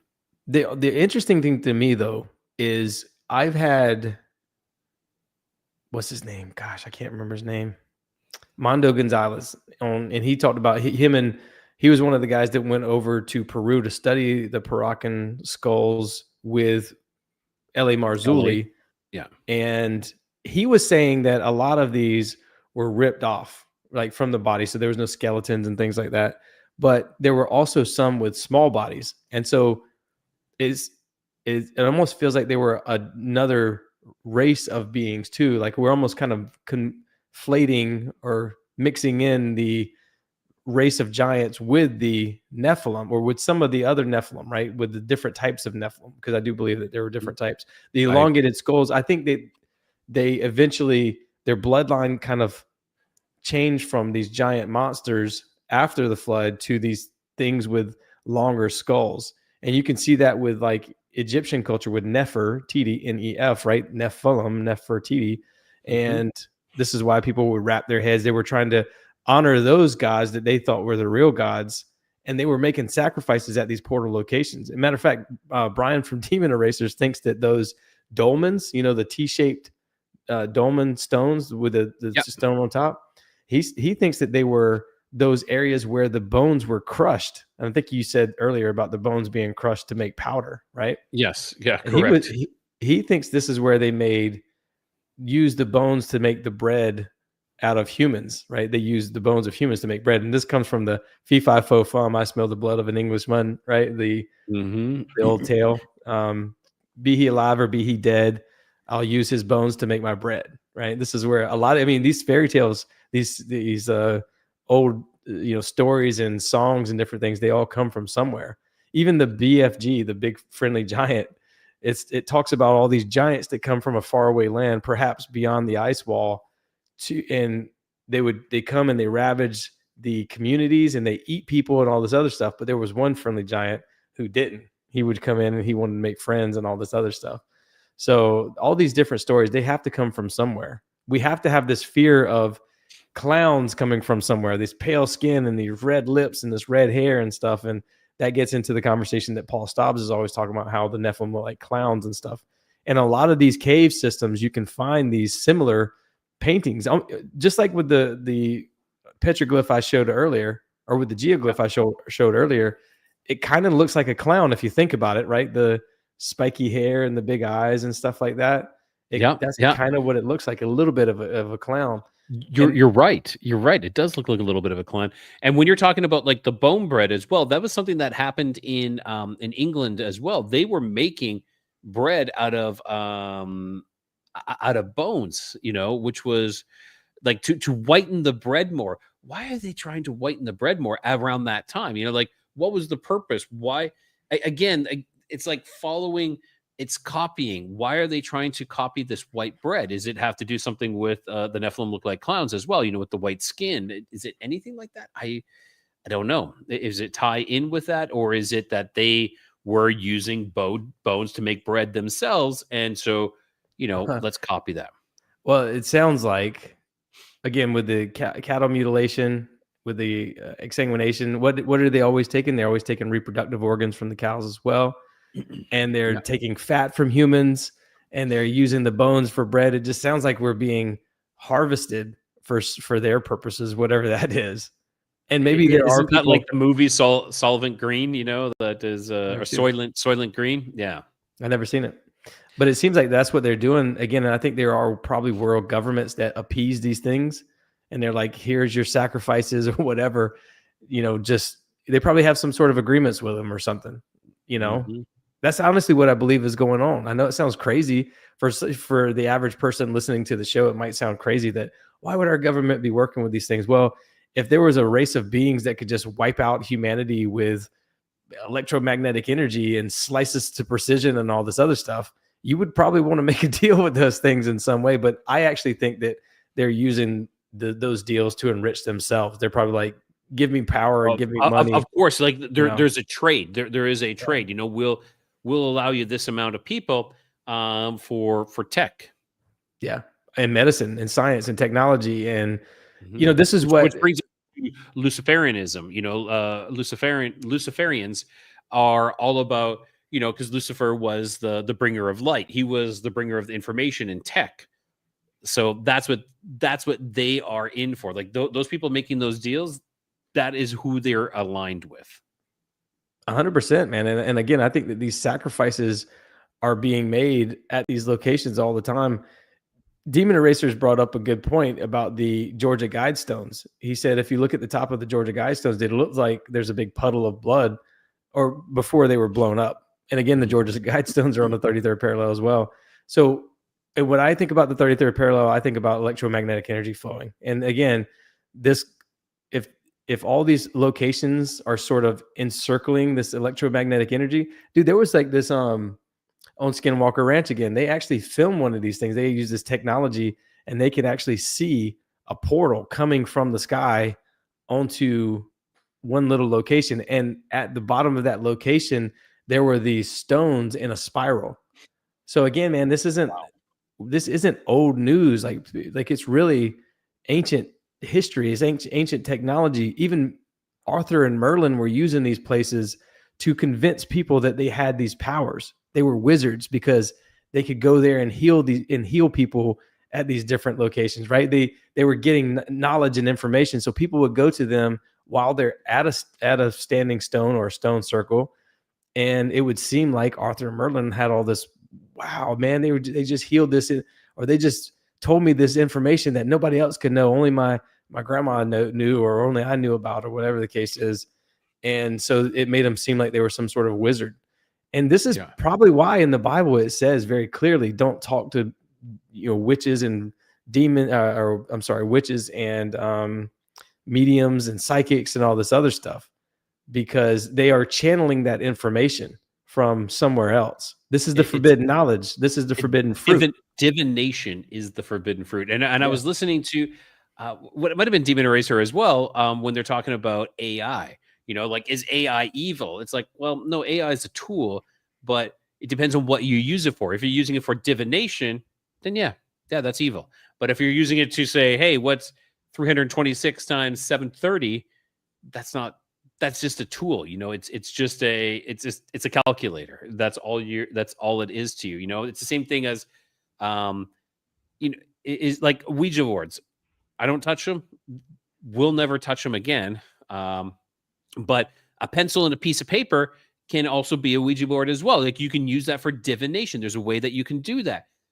Well, it's just a tool. Do you use it, or do you just write on it? No, you just write on it. It's not evil until you take it past that point. Like there's that point. We know, like, I'm learning that point, that divination, we don't cross that. And it's kind of like, I'm having more and more questions about this. And I'm really looking into my experiences in the past about divination and thinking that, unless it takes you truly to God, if it doesn't, then what is it? Yeah. If it doesn't take you to light, if it takes you to feeling special, if it takes you to manipulation of sorts, which is a very hard thing to accept, that you're being manipulated. But if it makes you feel special, be careful, because we are all, I don't know.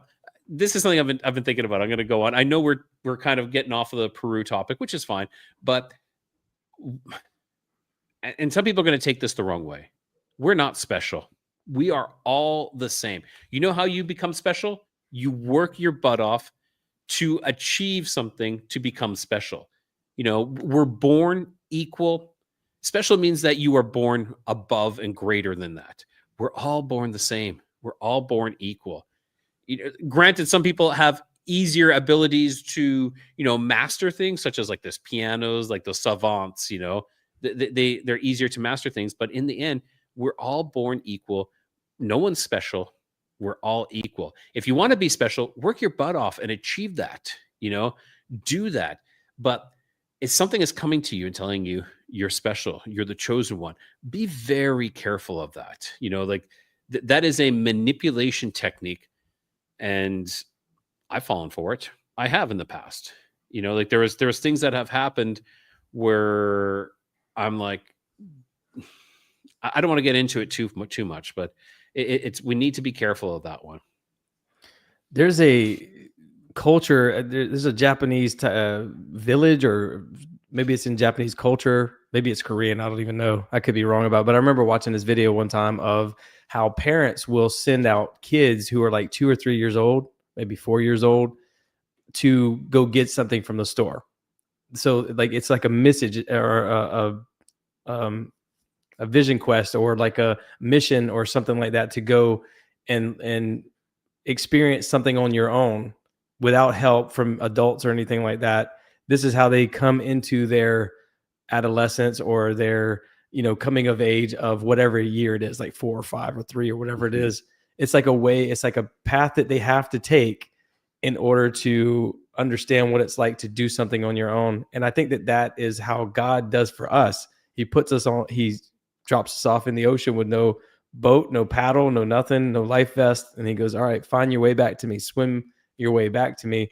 And there's all these other things that you could use along the way. But the whole point is to actually be here to learn something, right? To level up, if you will, if you want to use a game analogy, or rise to a higher vibration, or whatever you want to call it. But I think it is sort of a test. And Satan's role is to just do that, is to constantly be at us going, hey, do you want this life raft? Do you want this paddle? Do you want this boat? And anytime we say yes, then we've sort of signed the contract with him. And then that negative energy sort of pulls us in that direction, and it pulls us off our path to God. But I think that that information is forbidden knowledge. It is the forbidden fruit from the tree of knowledge of good and evil. And anytime that you access that, you probably have signed the contract with them in some sort of a way that forces you to sort of be in debt to them in some way. And they will collect, they will collect through hatmen and all these other things that we talk about on these shows. They'll come and collect in different ways, man. They'll manifest, they'll allow demons to manifest in your life, and they'll ruin your life. All of a sudden, everything in your life becomes, everybody hates you, or everybody is talking bad to you, or money is not good for you, or you lost your wife or your kids, or whatever the case is. So when you invite that negativity in, it sort of cripples your whole life. So, but I think that, again, I think those deals are being made. There are people who get money and power and all this stuff, but Jesus talks about how it's not material things doesn't matter. It's the spiritual that matters. So don't store up your treasures on earth, that kind of stuff. But people do that. They want money and they want power. They want that temporary power. But the eternal is waiting for them. And that's the whole test of this world that we live in. But people just can't get past that one hard test. And for some people that's porn, or some people that's, sometimes when we use Chat GPT, I'm like, man, am I supposed to be doing this? Because I think about that very strongly, actually, very seriously. Like I try not to use Chat GPT as like a crutch to help me do my research, but I do use it a lot, because it is quick information. And I kind of feel like maybe we should be earning that. Maybe we should have to read a book to earn that information, because we're accessing it too quickly. And maybe we're not ready for it. Maybe it's like a kid. A kid can't read a 3-year-old or 4-year-old can't read a 500-page novel, but they can read a 5-page book about cats and dogs and whatever the case is, So, but I think that we're on different levels, right? And like Sandra says here, that's the way that AI is set up. It's butter you up so you let your guard down and then become your friend. She was saying that she talked to one once, and it told off. I told it I cannot be swayed by pandering to me, logic only. So that's interesting. That's interesting, and I agree. I think we need to be aware of what it is. I think it is a possible way for demon access if you start going down that path. I think any type of divination and asking for advice, if you're asking for advice from the AI, that is, I think that's the line we don't cross. If it's logic questions, then go on. But like, if you're saying we can't trust AI because it's going to reduce a book down to something else, then we need to start blaming TikTok. We need to start blaming Facebook. We need to start blaming Instagram Reels and things like that. I think those are actually far more to blame than anything else about the reduction in the attention span. Kind of taking it back to that Peru stuff, though, man. What I think is going on is, like, again, all these locations, these Lake Titicaca, all these places were places where they would make those sacrificial offerings, and that's why they dressed like them, and that's why they wanted to look like them. That's why they wanted to elongate their skulls to look like them and stuff like that. That's why they would, and that's kind of what I think is going on with these elongated skulls. There are some for sure that are foreign or alien, and then there are some that are just really they're trying to, the mothers are trying to make their kids heads longer, or the women are wearing these boards or whatever to make their heads look longer, just to appease the gods, and maybe even sleep with them. Because again, if they were, men of renown, and they look like muscular, and maybe they were handsome. I don't know. I would imagine. I believe some of them were. I believe Yeah. some of them were. If you were the lucky ones, you got that. If you're the unlucky ones, you got to be the hairy monster beast, and you're looking like something that is like a minotaur. Yeah. Well, I Now, mean, they were probably experimenting and creating all these different hybrids too. They yeah, probably got tired of mating with human women, and they were like, let's just mate with a horse, or let's just mate with a fish and see what happens. And then they would create mermaids, or they would create, well, whatever. they would create these hybrids when they're joining two species of dissimilar species. Unfortunately, though, when they were doing that, you cannot create breeding. You cannot create something to breed again. It is impotent. Like it cannot go any further than that. So you would have to keep on doing that over and over again, unless you conducted experiments of joining, not sexually, but actually maybe mechanically joining to dissimilar species as well. And I wanted just to go back quickly to Peru and the Nazca mummies, because that's something else that has come up recently as well. I don't know if you know. Do you know much about the Nazca mummies out on those ones? Yeah, I know that there's a bunch of construction going on, and it's like 95% every time they dig a site to build something like a mall or a building or something like that, they find these mummies. And it's so prevalent that they have a team readily available that they call immediately to come do the excavation, and it slows down the progress of creating something in Peru. So it's a big headache actually. But those okay. So we're talking about two different mummies, though. Oh, Then, okay. so you're talking about just like regular human mummies, though, right? Well, they're not regular. They're humanoid. They have like weird hands and feet and stuff like Yes. that. They're very So different.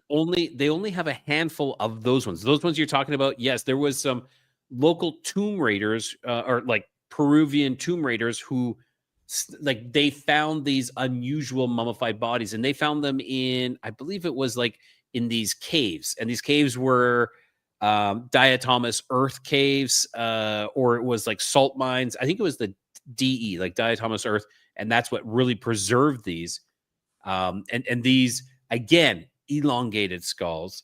But the crazy thing was 3 fingers and 3 toes. And when you were mentioning about these skulls prior to that, the Paracas skulls, that's a great point. That it's very seldom that you actually see the torso connected to them, or like the whole body is connected to them.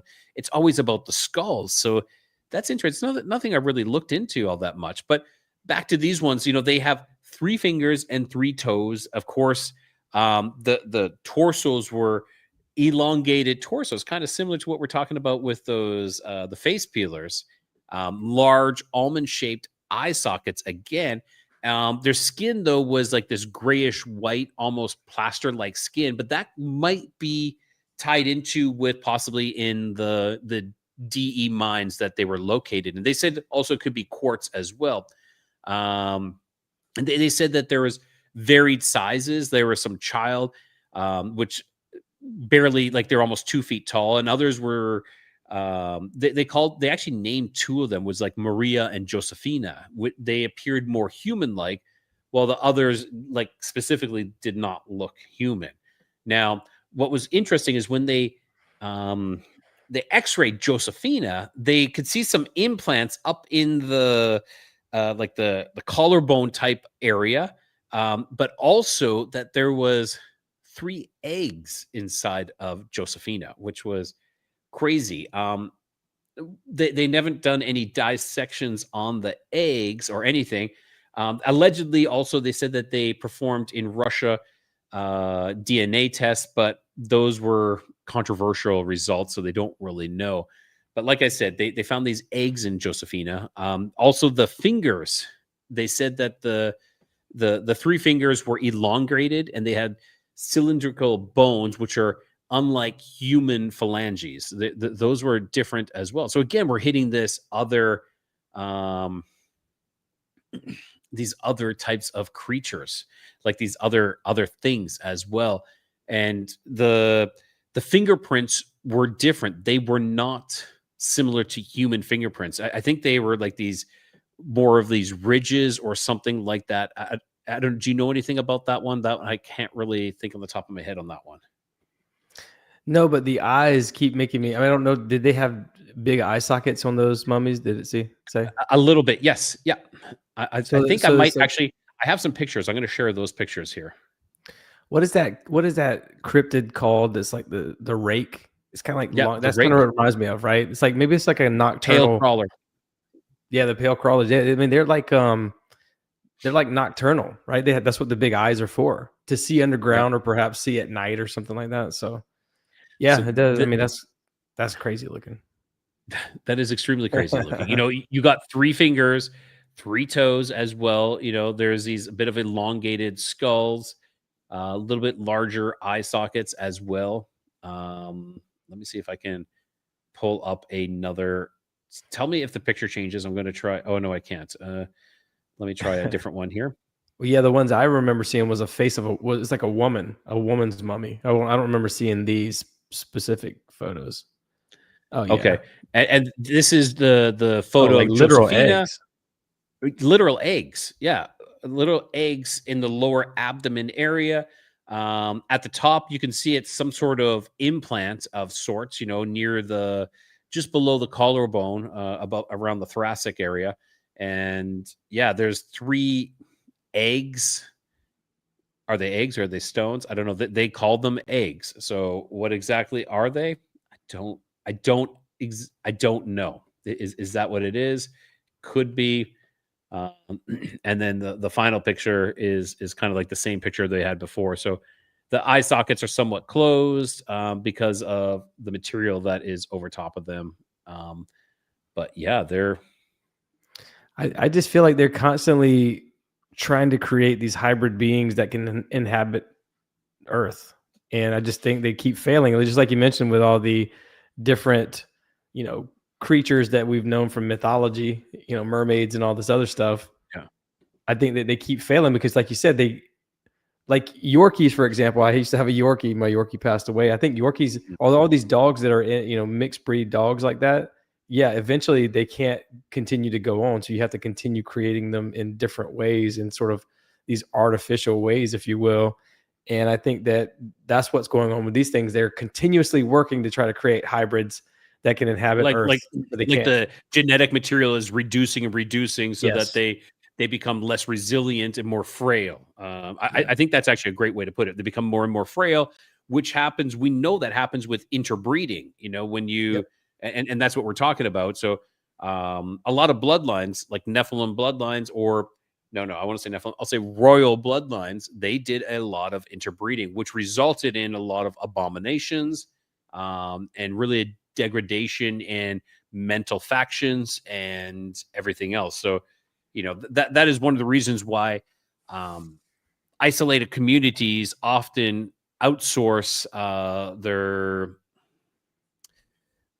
outsource for other genetic material. That sounds so scientific, but like such as like I'm not sure if it's in the Amish, but in Canada where I live, we had what was called the Hutterites, and a lot of times they would exchange people from one community to another community. It would be like, okay, we need to bring in new genetic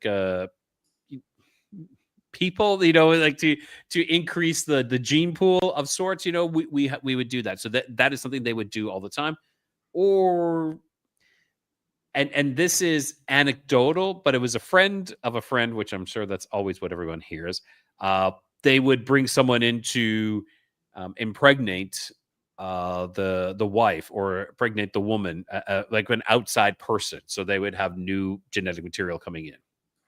Yeah, and that's Um, what happened with the Allegheny, the giants that were in that whole region of the Appalachian Mountains.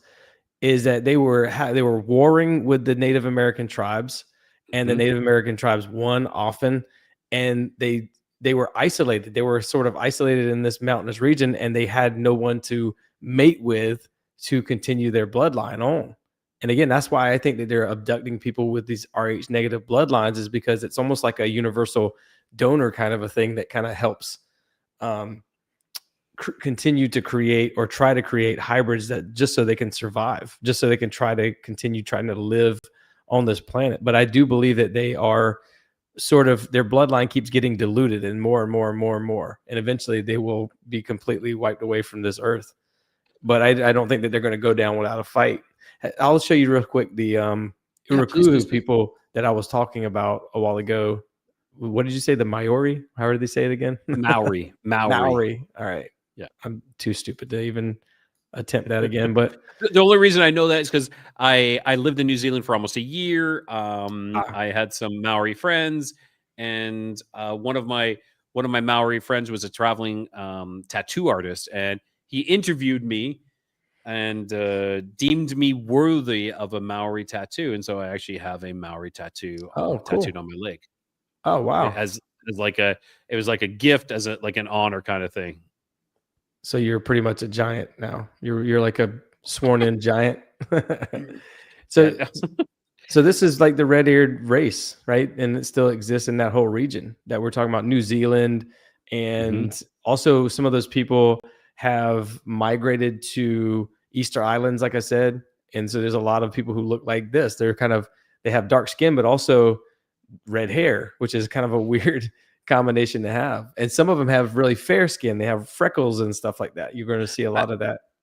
I not he wasn't Maori, but he was Samoan. I had a friend, and he was light skinned, blonde hair, curly, like really curly, a type of blonde hair. But yeah, Greg, his name was Greg, and he was Samoan. Samoan it's not Maori. They're different, but they're similar. Um, yeah, and Tiffany was just saying that she's O negative, which is an interesting blood That type is as it. well. Like, I think O is negative that is like the RH opposite? negative.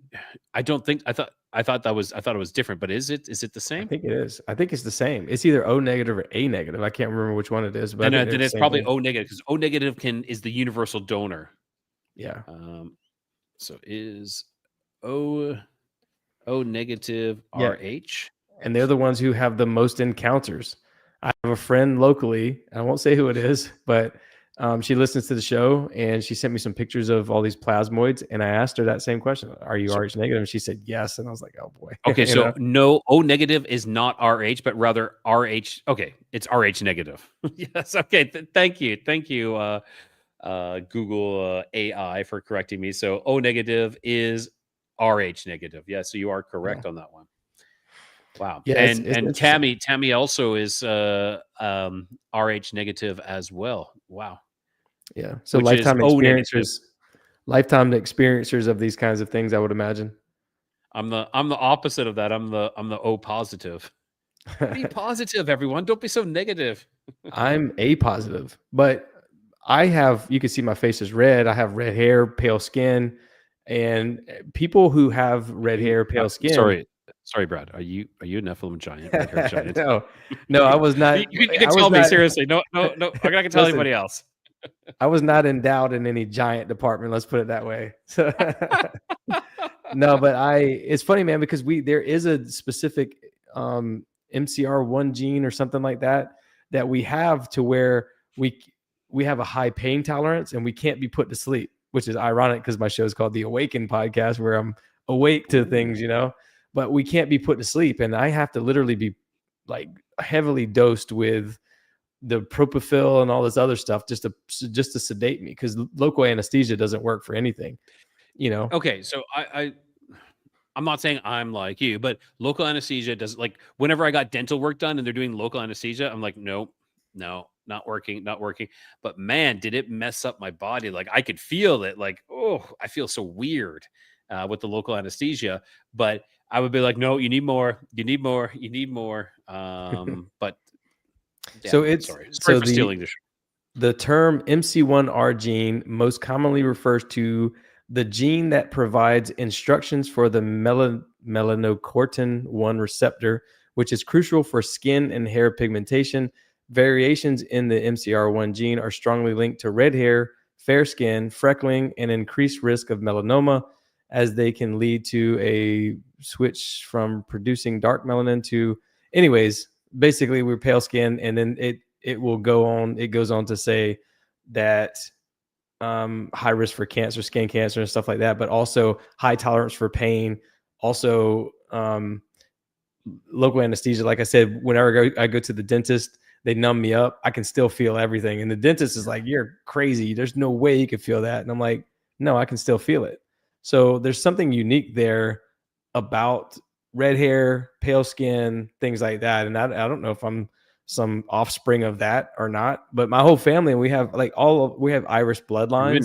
You're a Nephilim baby. So, dude, I don't know. I don't have any benefits of it if there is any benefits to it. But what's funny though is like Brian from Demon Erasers just told me the other day, not to spoil the show or anything, but he said that he thinks that everybody's Nephilim. All humans are. And I was like, that's an interesting kind of take on it. I've never heard anybody really say that before. And he went on to explain it. And I'm like, it's kind of interesting actually. What's funny is I have a flag behind me right now. It's the Gadsden flag, the "Don't Tread on Me" flag, and it's a snake. And Jesus actually said he gave us permission to trample on the snake.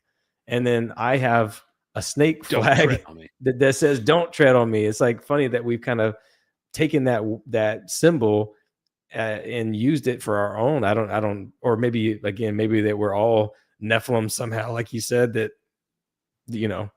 fighting other Nephilim or something. I don't know. I don't know. Here's the theory though. If we're all Nephilim, then doesn't that lead a little bit more back to the Anunnaki messing with our genetics? Because then I personally believe the Anunnaki are fallen angels. Let's not pull any punches here. That's what I think. So did they mess with our genetics and introduce Nephilim DNA into us? I pray that they didn't. I pray to God that they didn't. Like if we go back to Noah was pure. There was no contamination in his bloodline. So I believe that there still is purebloods out there, so to speak. Now, that brings me on to a whole other rabbit hole of conspiracy of purebloods and something else. But that's a whole other show that I don't want to get into. Are we affecting our blood and our bodies by injecting things into us that maybe are counterintuitive are we putting in other genetic material into our bodies that maybe like bovine, monkey, things like that are happening? And if you guys don't believe me, you might want to look that one up. By the way, Basque country is the Rh negative area between Spain and France. It's like a mountainous region right on the border of Spain and France, pretty much. So that's what I was mentioning earlier. But yeah, I'm with you, man. Like, I hope that we're not some sort of a Nephilim offspring or anything like that, or some kind of a hybrid being that was created a long time ago. I really don't think so. I think that we were created by God and that we are special. And the thing I mentioned earlier about how the matter has one more particle than the antimatter, I think that one particle is to subdue the darkness. That one God particle, that extra little bit of matter, that little bit of light is what subdues the darkness. And so I think that we were created by God with the very specific purpose of suppressing them, if you will. Like, they exist to help us exist, essentially. And they don't want to do that no more. They want to come into our reality.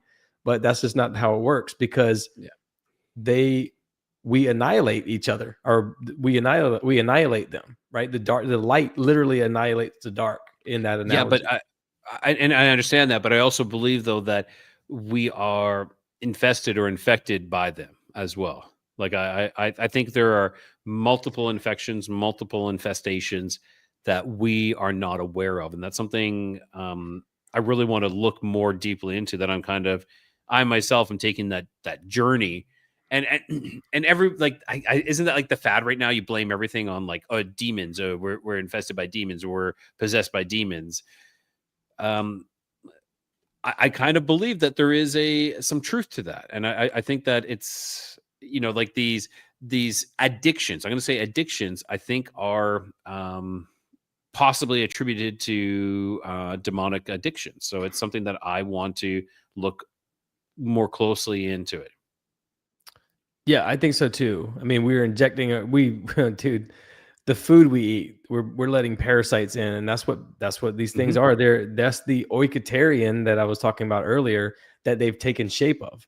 They've taken shape of something that can infect our bodies. Maybe it's Yeah. parasites, maybe it's something else, but that's they can do that. I think that's the germs, dude. I was my wife's in medicine, and she was telling me how viruses hide, and so they can't really never find it, right? They always looking for the virus and things like that, and it's like really smart, it's really intelligent, and it's always hiding from them. And I think that that's what illnesses are, is sort of this infection by Hmm. these beings trying to That's a whole other rabbit hole too. Have they actually ever isolated a virus? right, yeah. Are they, or is it really hiding, or is there no virus? That brings us to the terrain and the what is that called? The uh, oh, I forget terrain the theory. theory terrain theory is the theory, yeah. Yeah, terrain theory. So that's a whole other topic as well. I don't know where I sit on that one, but I don't know where I sit on A lot full of things. pro or con on it, or Yeah. for or against. Yeah. Well, that's the thing, man, is it's like, if you ever a lot of times people will get very, they'll be like, yeah, that's definitely what's going on. And it's like, man, that you don't really never know. It's so deceptive. Everything is so deceptive. We're always arguing about what is right and what is wrong. Like, people in Christianity argue about the different types of Christianity. For example, there's 55,000 different types of Christianity, and they're all we can't even agree on Christianity. Like, it's pretty simple to me. Love your Yeah. neighbor, treat everyone with kindness, love Jesus. That's pretty simple, but we even can't get that right. And it's like, I, if you say things out of off the reservation, then people are going to be like, you don't believe in Jesus and you're not a real believer. And all of a sudden it's like, I don't know what's going on here, man. And if you do, that's pretty profound knowledge that you need to impart on everybody. And it's like, yeah. well, you just got to read scripture. And it's like, but everybody can read scripture and interpret it in a totally different way. Literally, Yeah. my wife and I can read this exact same thing, and people will interpret it the same way. Like, there's a good example is 2 Corinthians 9, where Paul talks about giving, the importance of giving. And every church will say, man, it's so important to give. And they think that it's a message of goodness, of Christ, right? But if I read that, all I hear personally is give your time, love your neighbor, help your neighbor out, pick up trash for them, or do something nice for them. It doesn't mean giving money. It never says financial giving, but it's always implied that they're talking about financial giving. I could be wrong about that. I haven't seen anything that said Well, financial giving specifically. if it's giving of energy, okay, Yeah, like let's say energy. time and energy. Let's Yeah. say energy, because I think that is the base is what it is. Energy can be interpreted in many different things. Energy can be money, because we will convert our energy into my labor that I built something, I get paid for. That money that I got paid for is a transfer of energy, and then I can transfer it to you. So it can't be money, but it can be giving love. It can be giving time. It can be giving a hand. I think it can be all the above. All the above. Yeah, yeah, but again, there are absolutists who will be like, nope, Yes. you're wrong about that. And I'm like, man, I'm just trying to like figure out. I can't even manage my own house sometimes, right? How am I gonna try to figure out the secrets of the universe and all this other stuff, the stuff that for thousands and thousands of, maybe even millions of years, that people have philosophized about and argued about and debated about and all this other stuff. I mean, people have died many times over in wars over this kind of information. And so if you have information that pertains to the secrets of the universe, please share it with all of us, because I think that's pretty important. But yeah, people always like, you're doing this wrong. And, people in these comments, your listeners, I think some people who listen to my show as well are very open-minded. There are some people who are pretty closed-minded, but I listen with an open mind and open heart. I'm like, okay, well, let me hear what you have to say. But if you're caught talking to someone who has a differing opinion than what somebody else believes, then that's of the devil, and it's Yeah. like, not everything's of the devil, but it does feel that way, since the devil rules over, this world, as according to the scripture. Yeah. But I don't It think does. everything is of the devil, right? No, and I think we have to be aware. We have to be discerning. Not everything is of the devil, but some things are. We have to be able to be open to understanding that some interactions aren't good interactions, even if it on the surface it may seem good. Because let me tell you, evil is not going to be like, well, some evil is going to be jumping out with like, like demonic looking kind of thing, but some evil is going to be driving around in a van saying free candy, free cookies, come on in, and they're just trying to entice you to come into that. And the next thing you know, you're trapped in the back of the van heading 90 down the, to the bowels of hell in this van. So you got to be careful.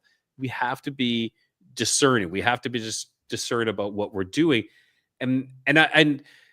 I think we should wrap this up here, but Sure. I think that Peru was it is a hotspot. It still is a hotspot of all this collection of ancient mysteries that collected at that point. There was something going on. There was like the trail of the Nephilim is kind of where it did end up there. We do know that they did end up there. Why? Not 100% sure, but that I think maybe that could have been the landing spot, and from there they branched out. And then you're talking about human sacrifices earlier. When we hit like the Mayans and the Aztecs were infamous for doing that. They would sacrifice thousands of people. Again, I think it's because it's emulating something that they saw to appease. This was to appease their gods. This pantheon of gods that acted as the god, which we know is not right. I want to say as well before we close out that there's a lot of volcanoes in Peru. There's like literally, I don't know, 5, 10, 15, something like that. I don't even remember what the count was, but they all, anytime you have any kind of paranormal activity, anytime you see orbs, anytime you have heavy, Bigfoot or Dogman or anything like that, almost certainly you're going to find an extinct volcano or an active volcano. Yellowstone National Park. I went there with my family, and it is a super volcano. And I bought a book that I'm going to talk about at some point called Strange Yellowstone. And it talks about all these things. It has megalithic stone walls, just like you see in Peru. And there's all these different stories of electromagnetic energy, weird interferences with, people having time slips and all this other stuff. You can see that evidence with the Bermuda Triangle, which is an extinct volcano, which is an extinct volcanic seamount, actually. So it's a volcano that used to be. And so every time you get heavy paranormal activity, just do a Google search. Like I said, with the Golan Heights area of Mount Hermon, there's I think maybe there's an active underground volcano there still. All of these locations along the 33rd parallel, there's volcanoes nearby or heavy fault lines. Like in Charleston, South Carolina, where I'm from, it sits right on top of one of the biggest faults in North America.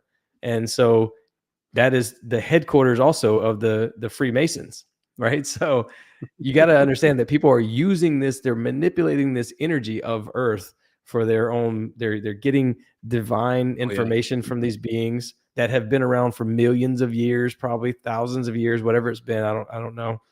We don't have any clear definition on any of that.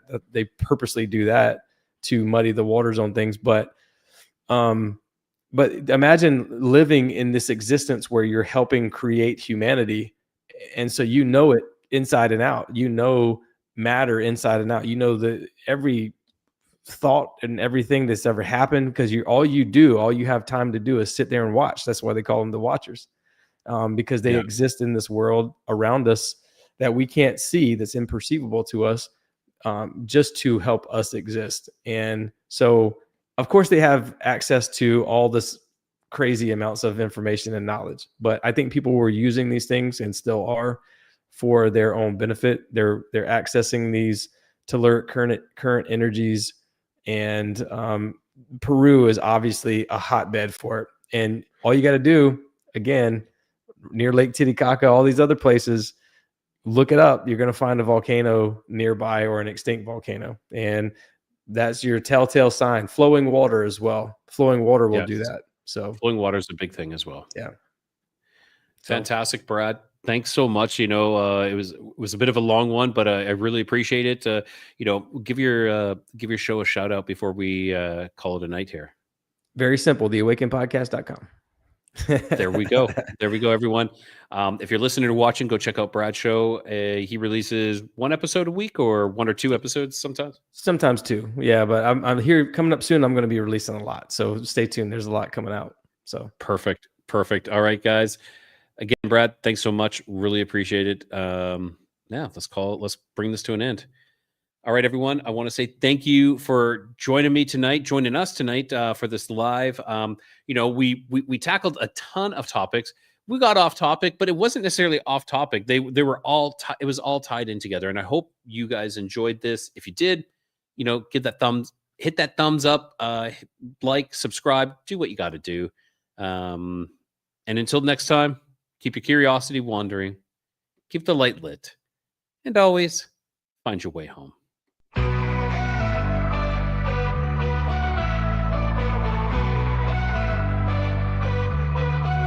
Beneath the stars where shadows grow, the Nephilim's echoes whisper low. Bigfoot roams through the forest deep, and Dogman prowls where the brave won't sleep. Across lost history we wonder why, seeking the truth that time tried to hide. Keep your curiosities wandering and the light lit, through the darkness don't ever quit. In the Codex, the mysteries come, and always find your way back home.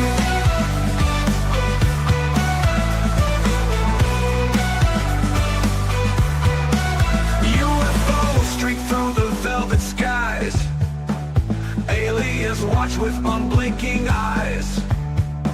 The paranormal hums where silence breaks, in the void of secrets a lantern wakes. Through hidden realms of stories untold, the Codex flame is the light to hold. Keep your curiosities wandering and the light lit, through the darkness don't ever quit. In the Codex, the mysteries come, and always find your way back home.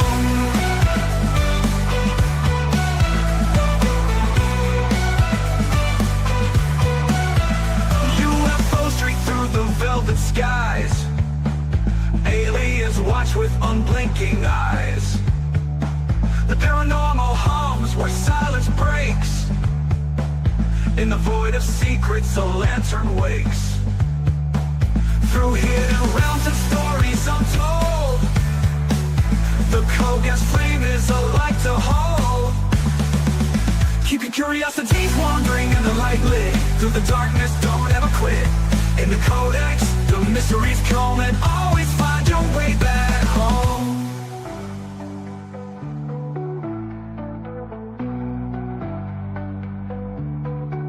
Legends rise from the Earth's deep core, a lost legacy we can't ignore. With every step, the veil grows thin, revealing worlds where the strange begins. Keep your curiosities wandering and the light lit, through the darkness don't ever quit. In the Codex, the mysteries come, and always find your way back home. Giants, cryptids that call, aliens, histories will uncover.